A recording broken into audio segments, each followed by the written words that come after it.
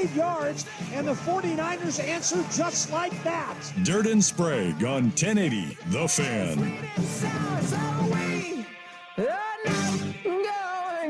All right, 6:02 in the Rose City. Time for Dirt and Sprague on Portland's sports leader, 1080 The Fan.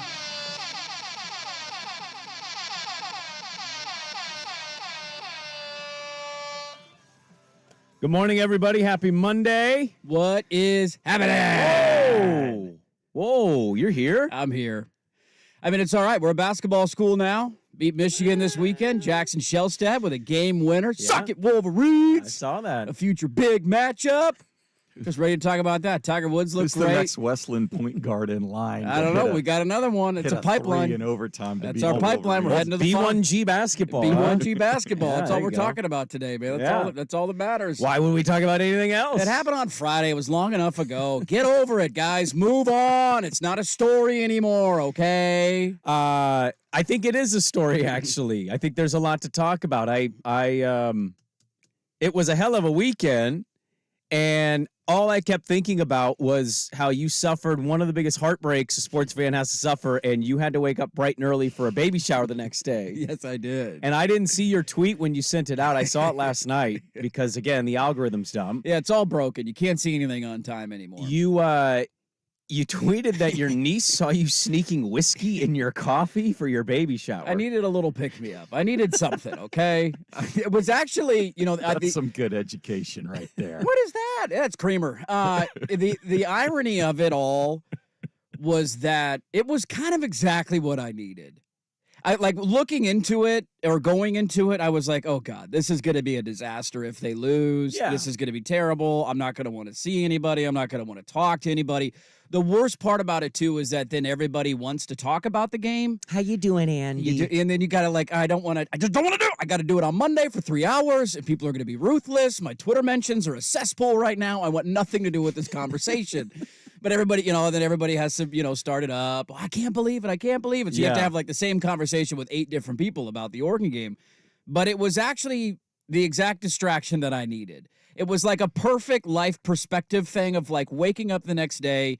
I'm going to have a son in like 2 months. And none of this really matters that much. Right. And I should probably be focusing more on this. Let's pay attention to the wife. She deserves it. Yes. So it was exactly what I needed to just kind of take a break. I didn't watch any of the Big 12 championship game. I DVR'd it, and I was like, if it's You close, didn't miss anything. I'll go back and watch. Smoked them. And then everybody ended up leaving about halfway through the first quarter of the Georgia-Bama game. Sat down, watched Georgia-Bama, and it was a nice little afternoon. But it was a good perspective reality check Saturday morning. Yeah, your 18 to 22-year-olds didn't play as well as another person's favorite 18 to 22-year-olds.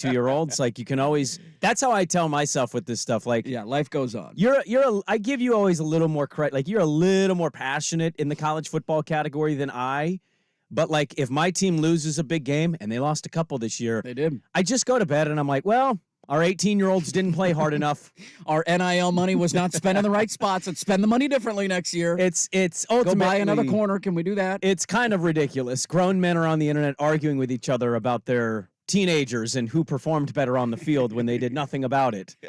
Although, to be honest, it does lend itself to a little bit of emotion and craziness and sadness and anger. And like, I lost us a P1 this weekend, and I want to apologize for that. You lost us a P1? Yeah, we had somebody that said, I've been rocking with you guys forever. He saw that I liked a tweet. Okay.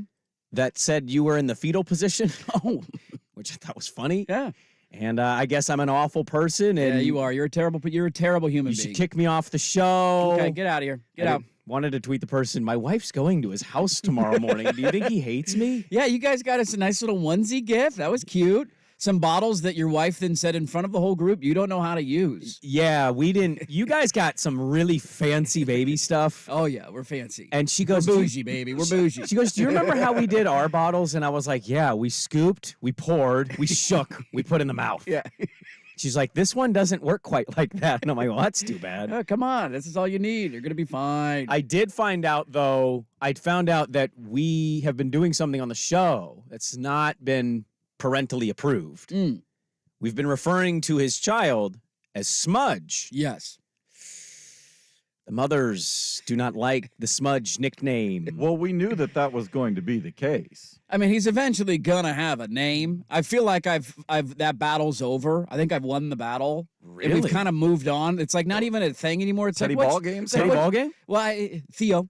Okay. What, no, you can call him For Theo, Michelle. Public perception reasons, we're going with Theo for now. No, Teddy ball game's a way better reference on a sports radio show. We're all gonna call him Teddy, okay? We know the honesty here. Sometimes you gotta tell your wife what she wants to hear, okay? You can go by Theo, that's fine. We're all gonna call him Teddy. That's when he knows he's in trouble. Theo! Yeah, that's the bad name. No, they're not calling me Teddy. Theodore! You gotta go the full name with that. Yeah, we've just kind of moved on to like random middle name debates now. So the first name's just kind of we just kind of moved on. It was never okay, we're going with that. It's just kind of common knowledge now that that's what we're gonna go with. But yeah, the parents they're not high on Smudge. They don't like the Smudge reference. My wife found that out, and I was like, well, it's a bit of a backstory and a funny little nickname off of the nickname Dirt, Her which parents is mom or your hates. parents? Probably both. Both. Yeah. Okay. That got yelled at me from the other side of the room. Why do they call it Smudge? And I was like, You've been listening to the show for 3 years. it is what it is. What are you gonna do? His dad's name is Dirt. What do you want from him? Okay. There's not high expectations for him right out of the gate. Well, maybe not. But Kid's gonna be bad at math. He's gonna be an all-time legend quarterback. hey, how do you Things know are he's gonna be bad at great. math? Is your wife bad at math? No, she's okay, I guess, at math. So maybe he could win her genes over. But if he gets my math genes, no chance. No chance at math. Oh, that's what I kept thinking with my kids. It's like, please have my wife's brain, please. Have my sense of humor and my perspective on life and her brain. We're gonna be okay, That's a good balance there. Hell of a weekend, though. Hell of a weekend.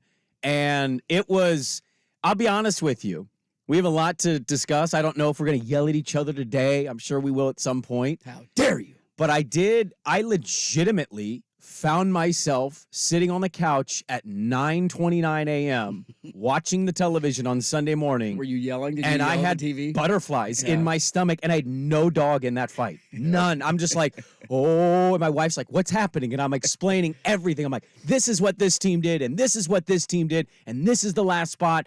And many people think they're going to pick that team, even though it should be this team. Yeah. And then that logo comes across, and I'm like, oh, they did it.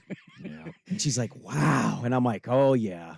They just set the world ablaze with that one. We had to run a couple of errands yesterday morning, and I told the wife, just give me till like 9. I have to see this. I have to watch this live. I have to see how this plays out. You couldn't just check that update This on is your phone. no. This No. and the matchups will obviously be live, and there's point spreads, and you can see it at any time. This is a monumental moment in college football. Yes. that I would argue will never happen again. Like people were in my mention saying, "Oh, just wait till 12-team playoff." It's like, look, yes, No. there will always be debates. There will like Ole Miss or Missouri this year. Who you going with? Sure, that's going to be a debate. Who gets in the back end? There is no outrage over a 2-loss or a 3-loss team missing out on a chance to play in a playoff. Zero outrage. No. The outrage is a 1-loss team or an undefeated team, and we had never seen this before. And Well, I they had to see also that took live. care of it by saying the top 4 ranked conference champions will get the quarterfinal buys. Yeah. So the Georgia debate just doesn't even come in at that point. You're only going to have full power conferences here for a little while until we see how the Pac-2 Mountain West thing plays out in a few years. This is my only pushback to both of your things, because I think you guys are making really good points. I have played the scenario in my brain on the way over here this morning of, is this it with the outrage or the debate or the controversy in this regard? And my only response or devil's advocate to it is, you wait until the 2 seed of the top 4 is debated whether they should have been the 3, or you wait until certain teams have certain that'll matchups happen. that seem unfair based on the resume. And then, oh, by the way, as dumb as it sounds in real time right now, you wait until we're arguing about who was 10, 11, and 12. I kind of lean. I do kind of lean. Most years will be okay, but I do lean that we are going to have very heated debate, controversy still looming even with 12. I'm like, because the scenario is looming where how many SEC teams will get in now? That'll be the debate. Right? Is, wait, there's 5 SEC teams and 4 Yeah. Big Ten teams. What are we doing? I wouldn't say I was arguing with people on Twitter. I'm not sitting there like, ugh. But I was going back and forth with some people yesterday about this. And somebody had mentioned Tennessee, a resume, like, hey, Alabama has blank amount of top 25 wins. One of those wins is Tennessee. Tennessee is, I mean, what's the difference between Tennessee and Utah? We talked about that There's on Friday. no difference. There is no difference. That's the beef, is all of this thing that the SEC this season was this juggernaut. They were from sub top to 500 against the bottom. Power 5 this year. No, you know they're that? top heavy. As a conference, the SEC was sub 500 against the Power Middle of 5. their They were awful in that conference conference. stunk. Yeah, I see the point. I think there will always be a debate. Like this year, for example, who would have gotten in your mind, Ole Miss or Oklahoma? Have that debate. There's a right. I would have gambled. I'm just from now on. I'm going to gamble on the SEC. Well, they're both going to be in the SEC. So touche. to each their own. Or Missouri is another 2-loss team, or a 3-loss Notre But Dame. this or, year, for example, with Big sure, 12, maybe Oklahoma, Ole Miss gets the bid. yeah. Or Oklahoma could have got it because they had a win over Texas, and that was better than any win that Ole Miss had. They lost to the two good Agreed. teams that they played this year. Agree. The only point that I would make is I don't think it reaches the level of outrage or controversy. Like, we go through this in the NCAA tournament every year. There are teams that feel like they should get in that don't. Now that they're going to like 6,000 teams in the NCAA Yeah, the tournament. debate, though, usually comes down to like the 10th Big Ten team versus right. maybe a mid-major conference champion that The got third upset AA. in Right. their Yes. conference I don't tournament. feel like in this scenario, if you're doing Oklahoma or Ole Miss, there's sure there's going to be anger. The campus that gets left out is going to be frustrated. I don't think there's going to be outrage, though, because you would just say, Oklahoma, don't lose to Kansas. And then you make the college football playoff. Yeah. If you don't lose to Kansas, you're in. Right? So Ole Miss don't lose. I think they lost to Alabama and Georgia this year. Mm-hmm. But hey, you got to beat a big boy. If you want to make it in, you got to win one of those games. And I don't know if both of them would have made it, but I think there's a different level of anger and outrage. Florida State's an undefeated Power 5 conference champion team. And while I agree, we'll get to it today, I agree with what the committee did, I wholeheartedly understand the outrage. I get the frustration, and I have no counter argument against it. I still think that the committee ultimately got it right. But this is one of those, it's like, dude, be a an fun show. undefeated Power 5 conference champion, like, I understand why that chaps everybody's ass, and you're just not going to have that. Florida State would have been in, Georgia would have been in, Texas would have been in, Alabama would have been in, hell, Oregon would have been, all of these teams would have still been in a 12-team format playoff. And I just don't think you're debate, sure, but not outrage over who doesn't get into the back I end. think the way I feel about it is I think ultimately the committee, based on how their parameters are set, got it right. It just feels wrong. It's a good way to put it. I think that's a very, very good way of putting it. We will talk about this today. I want to go through some of this because I wasn't sure where Dirt was going to lean coming I've been into riding this train for a week, man. I told you last week I know. didn't want Florida State anywhere near the playoffs. I give you a lot of credit for that, and I couldn't have been more wrong. I was wrong a lot this weekend. You were. I really wanted to text you back, but I didn't want to burst your bubble. What? It was really cute. You didn't think an SEC champ was going to get in. No, That was really. I had a lot of Because that. you sent a text that was like, Alabama's not getting in. I'm like, they're a one-loss SEC champ. They just beat Georgia. They're not leaving that team out. You weren't the only one I text that to, and I had a lot of that. Like, oh, that's cute. And I'm just like, look at you. it's chapping my ass even more. Look at you. All right, we have a lot to get to. Let's start with a local thing. Bursting of bubbles happened with the Oregon Ducks this weekend on Friday night, so we'll start there. We'll build into it, get back into it at 7 with a lot of audio. We'll get to the playoff ranking. It's going to be a loaded show. Dirt and Sprague, good to be with you on this Monday on The Fan. Oregon Ducks football is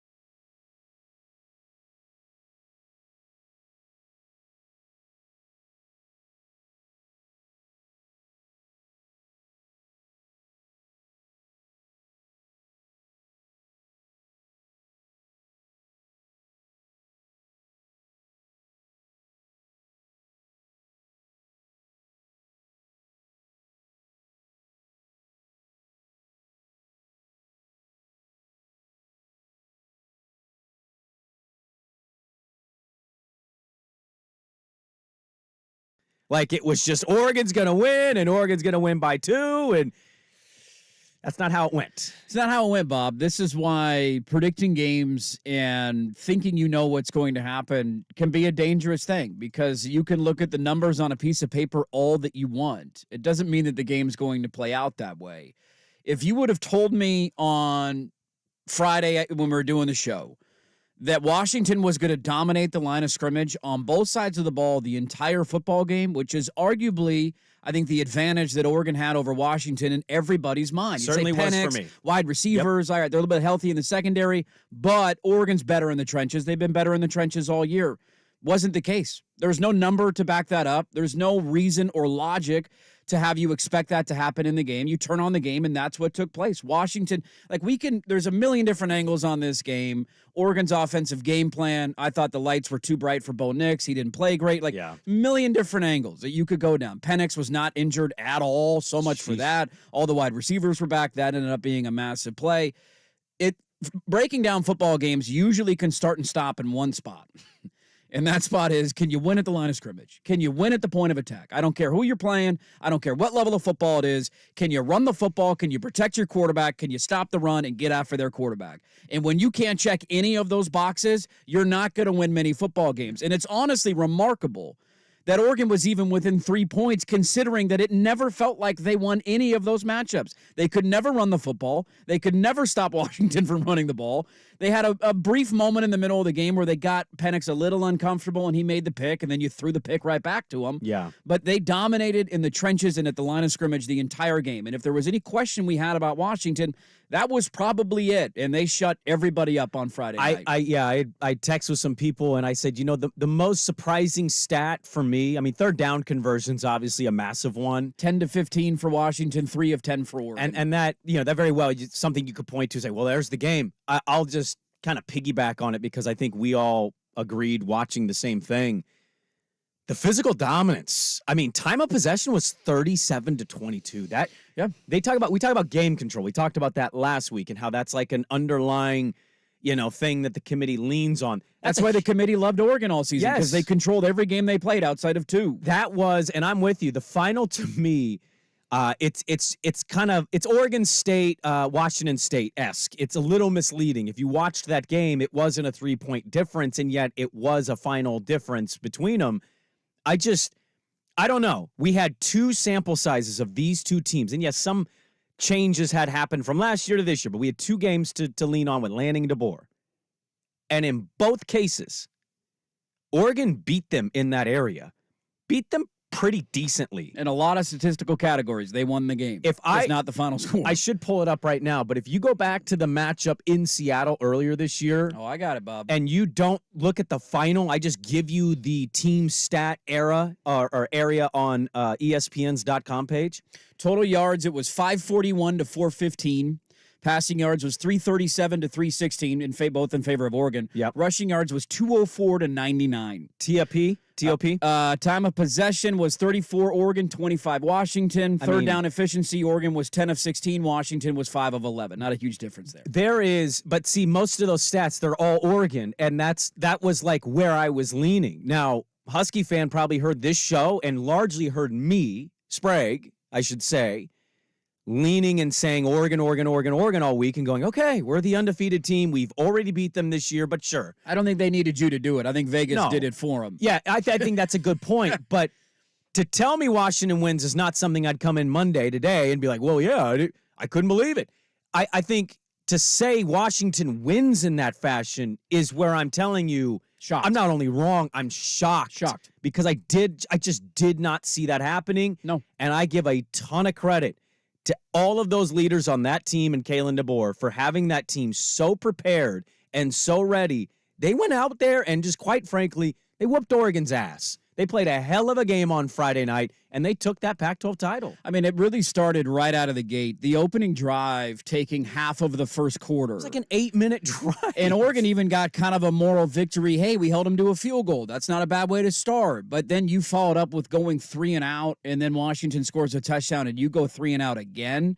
You haven't seen the field at all in the first quarter. You have no rhythm offensively whatsoever. Your defense has been on the field the entire game so far. Yep. So they're already running out of gas. You have injuries that are piling up. One of your starting corners didn't play. The other one got hurt later in the game. Birch went out early in that game, which hurt them tremendously at the line of scrimmage, and it just they never settled in. Like the laziest way that I can explain that game to somebody who didn't watch it, I would say Washington looked like a team who was driving on autopilot in their Tesla, reading their book, drinking a coffee with their feet up, and Oregon looked like the entire game, even when they went on a 21-0 run and briefly took the lead, they looked like they were holding on for dear life on top of a bowl. They were never comfortable. They never seemed to settle in. Even their touchdowns that they scored, the end of the first half took a miraculous catch by Terrence Ferguson, one-handed in the back of the end zone. The touchdown to start the second half took 2 fourth-down conversions, which thank God that doesn't have to be debated anymore. Those were the right calls to go for it. And it's funny that nobody criticizes them when you get them, but it took 2 great catches on fourth downs just to extend that drive, and then obviously the touchdown was on fourth down again. Everything that they did was hard, and it felt like Washington had things come their way easily in that game. They were just simply the better team in a lot of categories, and that was the one thing that surprised me the most. If you tell me that Washington wins the game, I said it on Friday. Like, Oregon has gone into the last 2 matchups thinking they're the better team, incredibly confident. And what has happened? I said that on Friday. Yeah. They lost, and I think every Oregon fan had that fear in the back of their mind of like, we're doing it again. Why are we doing this again? We just did it 2 months ago. We thought they were the better team, and then if you just get this play or that play, I know, you win. And we all fell into the same trap a lot of people did last week. This one was not a woulda, coulda, shoulda. Like, oh, God, they were the better team, but you just didn't get a fourth down. Or, God, you were the better team, but Bo Nix got hurt. There was no debate watching this game on Friday night who the better team was. Washington was the better team across the board. Final thing I'll say, we'll get back into this at the top of the hour, obviously, but if I tell you Friday, leaving the show, 8:54, we're about to sign off, and I say, Dirt, Oregon's going to win the Middle Eight, which is a huge deal to coaches in college football. 14-0. 17-3. They won the Middle Eight 17-3. What do you say to that? I mean, They're winning the game. They're winning the game. And they did. Because they were down 20-3 out of the game. I know, and that's the crazy part. You can't get down 20-3 to a team that's that good. Well, we'll get more into this. We'll read a lot of thoughts at the Vancouver Ford text line, 503-864-6326, as Oregon falls to Washington in the Pac-12 title game. Huskies going to the playoff. Oregon to the Fiesta Bowl, where they're going to take on Liberty Bibberty. And I'm going to say Liberty Bibberty every time we reference that game the rest of the time that I'm working this month. Liberty Bibberty. Bibberty Liberty. But let's get to the playoff. Let's get back into that conversation. College football playoff controversy this week, and for the first time, very hotly debated one, the top 4 teams. Get to it next, but first, Swag with a sports update. Now, from the Spirit Mountain Casino Sports Desk, a Sports Center update on 1080 The Fan. Brought to you by Vulcan Design and Construction. Check out their award-winning outdoor living designs or schedule your free design consultation at vulcandc.com. First on The Fan, for the first time in the history of the College Football Playoff Committee, an undefeated Power 5 conference champion has been left out of the playoff, with Florida State going 13-0 as ACC champs, being leapfrogged by both Texas and Alabama in the final rankings. Michigan will get Bama in the Rose Bowl. Washington will face the Longhorns in the Sugar Bowl. Seminoles consolation prize is the Georgia Bulldogs in the Orange Bowl. As for the Ducks, they'll play on New Year's Day in the Fiesta Bowl against Liberty. They are the top-ranked Group of 5 conference champion. Oregon State will go back to El Paso. They'll face Notre Dame in the Sun Bowl December 29th. The NFC got a lot tighter after the 49ers scored 6 consecutive touchdowns, routing the Eagles in Philly 42-19. Brock Purdy threw for 314 yards and 4 touchdowns in the win. The Chiefs lose Sunday night at Lambeau Field 27-19 to the Packers. Jordan Love firing 3 touchdown passes. Monday Night Football heads to Duval County. The Jaguars host the Bengals for a 5:15 kick on ESPN and KATU Channel 2. Jacksonville currently 10-point favorites at the Spirit Mountain Casino Sportsbook. In a trade, as the Major League Baseball winter meetings open up, Mariners shipping out outfielder Jared Kelenic, first baseman Evan White, and starter Marco Gonzalez to the Braves for pitchers Jackson Kowar and Cole Phillips. More sports scores and stories in 30 minutes. Jason Swigard from the Spirit Mountain Casino Sports Desk. Get in the game at Spirit Mountain Casino. Watch and wager on all the pro and college action. Learn more at spiritmountain.com. Your favorite fan shows are on YouTube.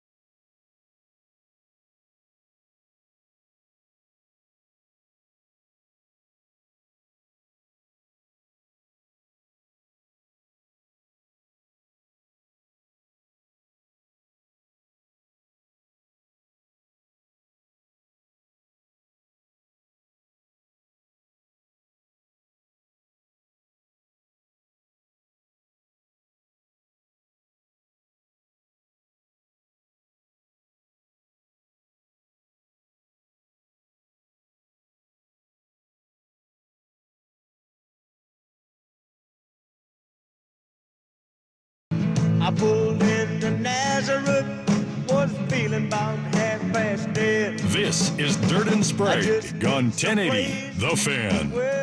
All right, welcome back in. Dirt and Sprague with you. Yes, Dirt is here. He Hello. showed up. Yeah, I'm not a wuss. I'm not going to take a day off. We got vacation coming up. I was surprised how many people were like, "Hey, is he going to show up?" I'm like, "No, I don't know." This is the really sad part about working in radio that you acknowledge as you get older, is that I much preferred Oregon winning the game on Friday. I much preferred my team winning a Heisman Trophy and a conference championship and going to the college football playoff. Much prefer all of that. Yeah. Content-wise, this was the best thing that could have happened. Really? Without a doubt. Okay. If Oregon would have won that game, Washington fan would have been despondent and beside themselves because they would have a legitimate argument that they beat them the first time. They were 12-1. Why is this the way that the schedule breaks out? It's all dumb. None of it makes any sense. They would have an argument. Oregon State fan would be pissed because Oregon would be realizing all these dreams. They wouldn't want to listen. My tears can be attractive, and I grant you that. And as somebody who would run his mouth endlessly if my team would have won, bring it on, dude. I can handle it. I love that you that was my tears can be attractive.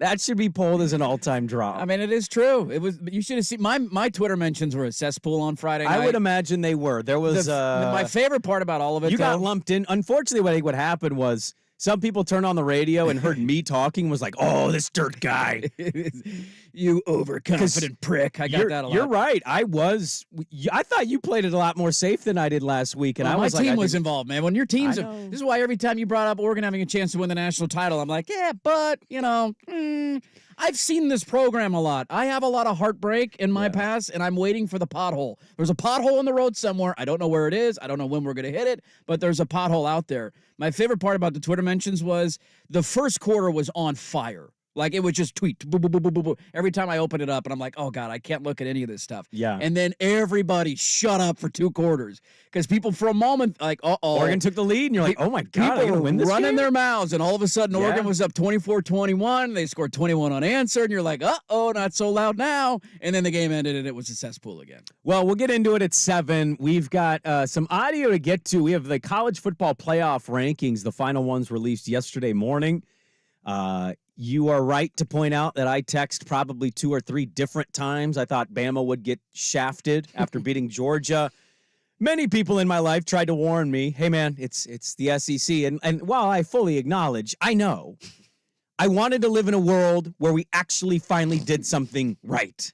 I thought this was easy. I did. I legitimately thought this is actually not hard. Michigan, Washington, 1-2. I think Washington should be number 1. Michigan, what on your resume is that impressive?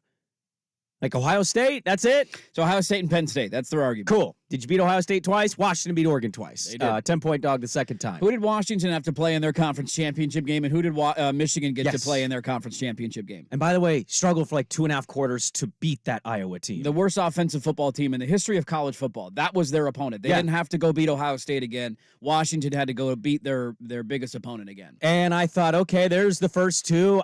Undefeated conference champion. Is it the prettiest thing out there? Certainly not, but they won by double digits, and they took care of business without their quarterback the final couple weeks of the year. How many programs in the country can say that they did that? I thought that was a layup, and then I thought it boiled down to Texas-Bama. And again, acknowledging the SEC gets preferential treatment here, I just thought, well, the head-to-head's going to separate it. There you go. I didn't think that was that hard. And the committee said, hold our beer. We're going Michigan, Washington, Texas, to me, was the real dead giveaway at 3. Yeah. And then they went Alabama over Florida State. I mean, I think they wanted to rank Alabama higher than Texas. They just couldn't do it because they played and Texas beat them head-to-head in Tuscaloosa.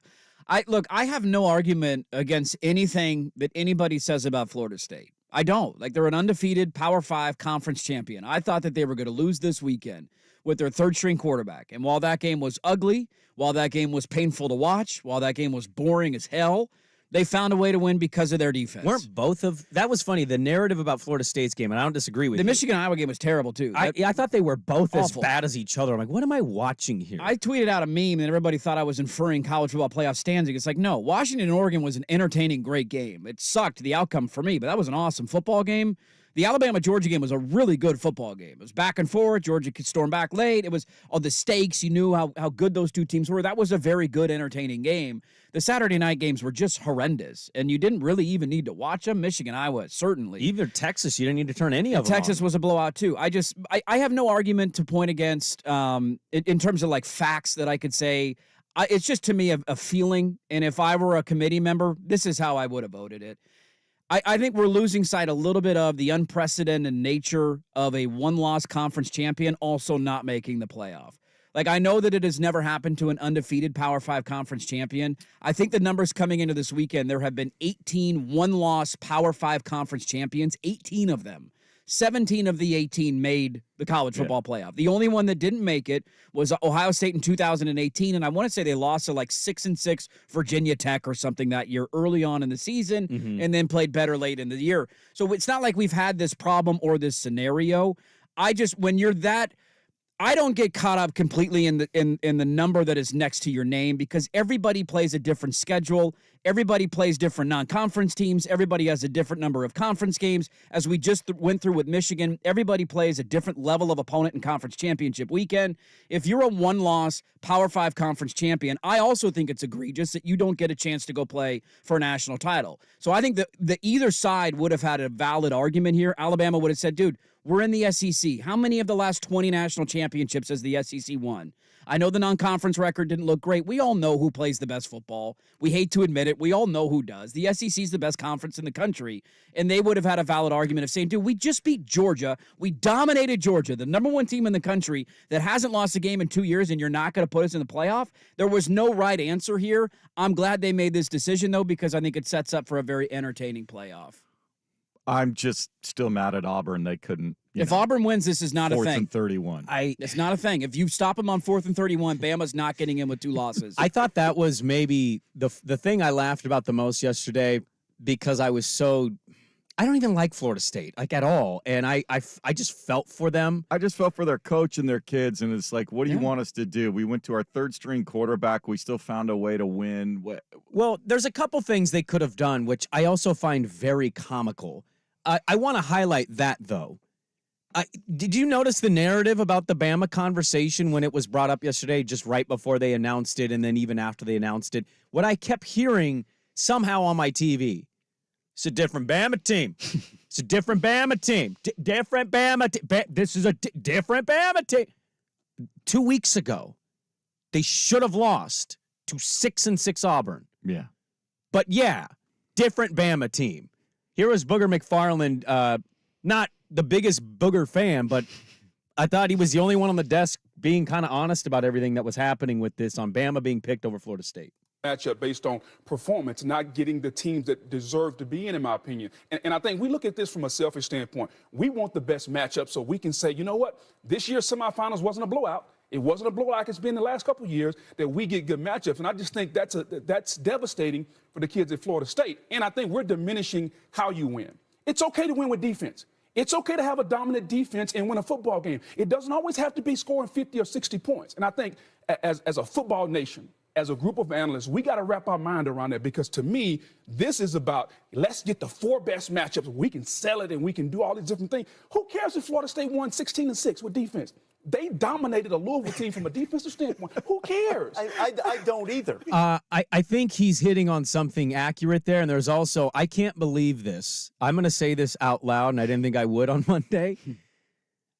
A political television analyst made the best point of all of this about this exact conversation. Everybody was wading into these waters this weekend. This was a big, this is a big match. This is maybe the most controversial thing to happen in college football ever.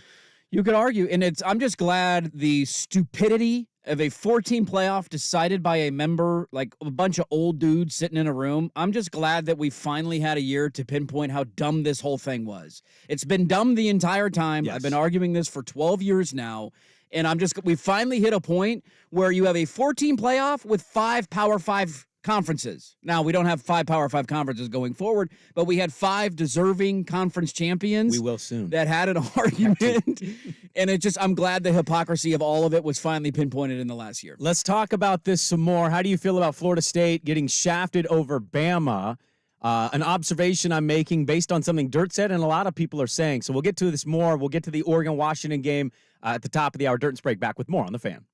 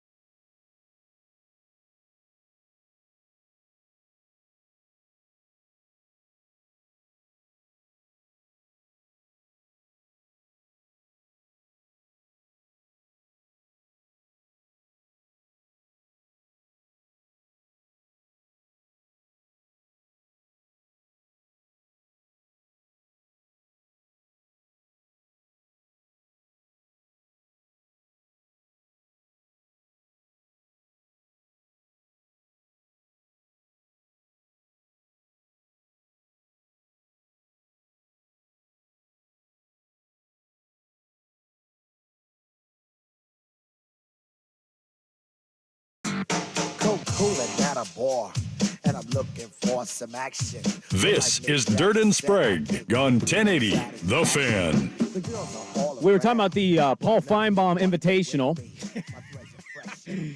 We had a lot of listeners. This is how thick the SEC bias is. I sent out a tweet on Saturday night, who should make it. There were a lot of people that were tweeting us, how's Georgia getting left out? That was a take out there, too. Oh, there were people that were thinking Like, they were wait. both going to get in, and I'm like, if this happens, burn it all. Bama and Georgia go, let's kick Michigan out. They don't need to go. Texas, Washington, who needs Washington in there? Yeah, who Get cares? Georgia in there. Come You on. know what? Let's prop up Jaden's Heisman voting. Let's put him in as a 3-loss team. The worst part about all this, though, I put up a poll question, who's going to win the national championship? Who do you think's running away with that right now? Yeah, I saw it this That's the morning. worst part about all of this. Well, this is, okay, I've let me been just saying say for this. months the SEC needed to kill Alabama. Yeah. They didn't. Ole Miss had I a know. shot. Tennessee had a shot. Yep. South Florida had a shot. Auburn had a shot. Go down the list. They all had shots. You couldn't do it, and now they're going to win the damn national championship. Funny, you just named half their games, but yet they're so dominant, they have to be in over the undefeated team. You're so right on it, and I, again, will say what I really believe, and I don't think I'm wrong here. Will Alabama beat any of these 4 teams? They absolutely can. They have 5 stars backing up their 5 stars. Yes, they do. We know they have the talent to win it. That doesn't make the opinion wrong if you think they shouldn't have made it. Those are 2 separate issues. That's fair. Mike Leach hit this years ago when the playoff got created.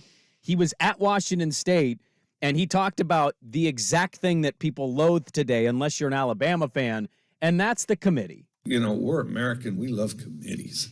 Let's get us a committee. Well, who should be on the committee? Well, I don't know. This guy's a good guy. Let's have him on the committee. Well, I mean, there's people on the committee that don't even have remote associations with football, nor have they at any level other than being a fan. But you know what? Let's have them on a committee. Why not? And then we'll decide which 4 teams should go. Because you know why? We don't need to solve this on the field. Because we're the ones that know. And then, so, I mean, you know, if we're going to do it that way, we should just ask them at the beginning of the season, you know, just go ahead and you guys vote on it, figure out 1, 2, 3, and 4, and why even have the games? I mean, how can you call it a playoff when there's 4 teams? Conference champions don't even necessarily make the playoffs because you know why? Because the committee knew better. It's exactly how I feel. And look, this is not I was shocked the SEC got preferential treatment. It doesn't make sense. It never has. And I can't believe I'm quoting this guy. The guy with the best point yesterday of all the opinions I saw was Chuck Todd. Chuck Todd. And What did Chuck Todd have to say? You might be going, what the hell? Chuck Todd? Chuck Todd, political analyst for NBC. Probably we're going to find out he's like a Florida State grad or something. I wouldn't be shocked by it, but I thought he made the best point. He basically said, if the committee felt this way about Florida State, why didn't they drop them out of the top 4 the last 2 weeks? You cannot tell me, good conscience, they're top 4 worthy, barely winning their game 2 weeks ago, and then going into their championship conference title game. Yeah. They're still top 4 worthy, but because their style points weren't good enough, like if they win that game 23-6, what's the threshold? 25-6? There's a threshold there that they just didn't hit, that had they hit it, they'd be in, and yet this was about making the best television product. Rachel Nichols went on CNN and was like, anybody that thought Bama wasn't going to make it isn't paying attention. First of all, shut it. Second of all, just because they shouldn't have put Bama in over Florida State, in my opinion, doesn't mean I'm not paying attention. It means I'm seeing something I've never seen. And I heard Pate say this. Just because they haven't done it doesn't make it precedent. 10 years, sir. That's a good Southern accent. 10 years, sir, of not leaving out an undefeated conference champion is enough of a sample size for me to say that's not a debate. Yeah. And yet they made it a debate and they didn't reward it. So I find the whole thing ridiculous. And by the way, we had a listener tweet us that said Florida State's not even a top 8 team. And I would say the committee basically said this and yet ranked them ahead of Georgia. Yeah, I mean, that whole thing is stupid. To What the are Chuck we Todd doing? point of why are they still ranked number 5? Like, if you truly don't think they're and I would agree with that. There's not a team in the top 10 that I wouldn't take right now to beat Florida State. And that's an okay, if you really believe that, that's okay. But like, it's just hypocritical. It was bending over for the SEC, in my opinion, even though I would acknowledge Bama looks good right now. They beat Georgia. I also watched Michigan struggle with Iowa. Florida State's defense wouldn't maybe have a say in that football game. Yeah. I just think there's too many things to point to, too much history, too much precedent. I thought they screwed Florida State royally yesterday. Yeah. And I think they're a bunch of cowards. I have no disagreement on that. Florida State got absolutely hosed. There's nothing else that they could have done. None of this is their fault. Their starting quarterback went down. They found a way to win their last 2 games, despite the fact it was a second and third string quarterback. All of that is true. They got absolutely royally hosed out of a chance for competing in the college football playoff. But I will maintain until my last breath that this is the right decision. I just will. I don't think that there was a right decision here. No matter what you did, somebody was going to get screwed over. And I know that we hate the SEC and nobody wants Alabama to be in, and I share that sentiment. Dude, a one-loss SEC championship to me is just as impressive as going undefeated in the ACC. I mean, no disrespect, but I kind of do. Like, the ACC is not a very good conference. I would acknowledge that, but I will point to the SEC was sub 500 against Power 5 opponents, and I can't argue against Georgia Bama. Their third best team is LSU. Who beat LSU this year? Now, their third best team would probably be Ole Miss. Ole Miss and Missouri are both going to New Year's Six bowl games. Okay, there you go. So Missouri and 10-2 and Ole Miss, but they have a Penn State reek of them. I think the traditional SEC mindset is taking over what the real SEC was this year, in my opinion. Yeah, I feel like some of the hyperbole has gotten extreme, as if we just picked a 3-loss Alabama team to go to the college football playoff. Now, they are darn close to being a 3-loss team. They should have lost to Auburn a couple of weeks ago. None of this would have happened, though, with another loss. And none of this would have happened if Jordan Travis stayed healthy. If Jordan Travis was still playing, Florida State would be in the college football playoff. If Florida State said he was questionable going into their conference they probably title, put him in. I know it's dumb. See, if those are the things, that's what makes it ridiculous. It's all dumb, but here's what I will maintain, though. If Florida State had made the playoff, that game against Michigan would have been the Big Ten championship over again. Sure. And we all know that it would have been. Like, Florida State doesn't have a shot in hell at winning a national title. They can't get a first down against Florida at Louisville. They're not moving the ball on Michigan's defense. Now, maybe they have a defense that can keep them around in the game. It's 23-0, though. It's 24-0. It's 28-7. Like, that's going to be a no contest game, and we all know it would be. They would have got their backup quarterback back for that playoff game, whereas they had to start a true freshman who had like no snap count, a legit true freshman. Yes, and they had to rely on the defense to win, and the defense delivered. I cannot argue with people who think, hey, Florida State gets rolled. Very well could be the case, but we just 53 minutes ago talked about how surprised we were that Washington out-physicaled Oregon. Yeah, there's a massive difference there, and though, man. TCU beat Michigan last year in the playoff with the backup quarterback after losing to Kansas State in the Big 12 title game. Ohio State won a title with their third string. I'm not arguing that Florida State has looked amazing. I acknowledge what they look like. But being 13-0 and winning your conference title, we basically said to college football, and it's going away, so I guess it doesn't matter, your one game at the end of the year is more important than your 12 previous. Yeah, that's what we did. Which is why conference championships are a little silly, and why I think in an expanded playoff field, I would be totally fine getting rid of them. You have your regular season conference champions. They're granted the home field advantage. You move on to the playoff. Making a team, like we argued this last week, Washington having to play Oregon again was incredibly unfair to them. And this is, again, why I don't lose a lot of sleep. All of this is determined on how your conference is stacked up, who you're playing, what your matchup is, do you have divisions or no divisions. Like, this weekend was a run of the gamut of complete unfairness for everybody across the board. Washington having to play a team that they already beat and being the only team that had to do it was incredibly unfair. Michigan getting to play Iowa was an absolute joke. Oklahoma State being in the Big 12 title game was a joke. If Texas would have had to play Alabama or Georgia or Oklahoma, do they win? Maybe they do, but we'll never know. Oklahoma State's not a very good football team. They got smoked at home by South Alabama this year. Alabama and Georgia had to play each other. You had to go head-to-head with the two best schools in your conference. They didn't get to go play Ole Miss or Missouri because of some weird division rule. And Florida State got to play an okay Louisville team. Louisville's fine. They're not elites. They're not terrible. A top 25 team. They're a top 25. They're Arizona. Yes. Okay? And so if Florida State had been in a conference where they had to play Georgia or Alabama on Saturday, do they win? No, I wouldn't pick No, them. they would have lost, and all of this would have been settled. But because their conference isn't very good, and they got to play Louisville in the conference title game, they got to get a win with just defense against a team that's not very good with a third-string quarterback. I feel horrible for Florida State. I agree with every opinion that you're making. I just also think it's pretty unprecedented to leave a one-loss conference champion out from a better conference, and the SEC is unquestionably a better conference than the ACC. The ultimate anger that should be had here is how ridiculous this entire thing is. It is all stupid. None of it makes sense. There's old people in a room deciding who gets to go compete for championships. That's always been a ludicrous idea, just like it was dumb deciding this by computers. But for the people that want to turn the clock back, guess what would have happened in the BCS era? Yeah. Florida State wouldn't have been playing for a national title. It would have been Michigan, and it would have been Washington. And to your larger point from the weekend that you and I are in lockstep on, there is not a team in the country that has skated more away from criticism this year than Michigan. Yes. Their head coach was suspended for 6 games for recruiting violations and a blatant cheating scandal. They played East Carolina, UNLV, and Bowling Green in non-conference, and they got to play Iowa in the Big Ten championship game. It's a joke, but they're just the number one. Michigan's the number 1 seed. I hope they get their teeth kicked in by Alabama. And it feels dirty to say that, but I hope they get smoked by Alabama. I've always rooted for Michigan since I was a kid watching Charles Woodson, and I'm sitting here arguing for Florida State because you talk about unprecedented. We've never seen an undefeated conference champion left out, and now we have.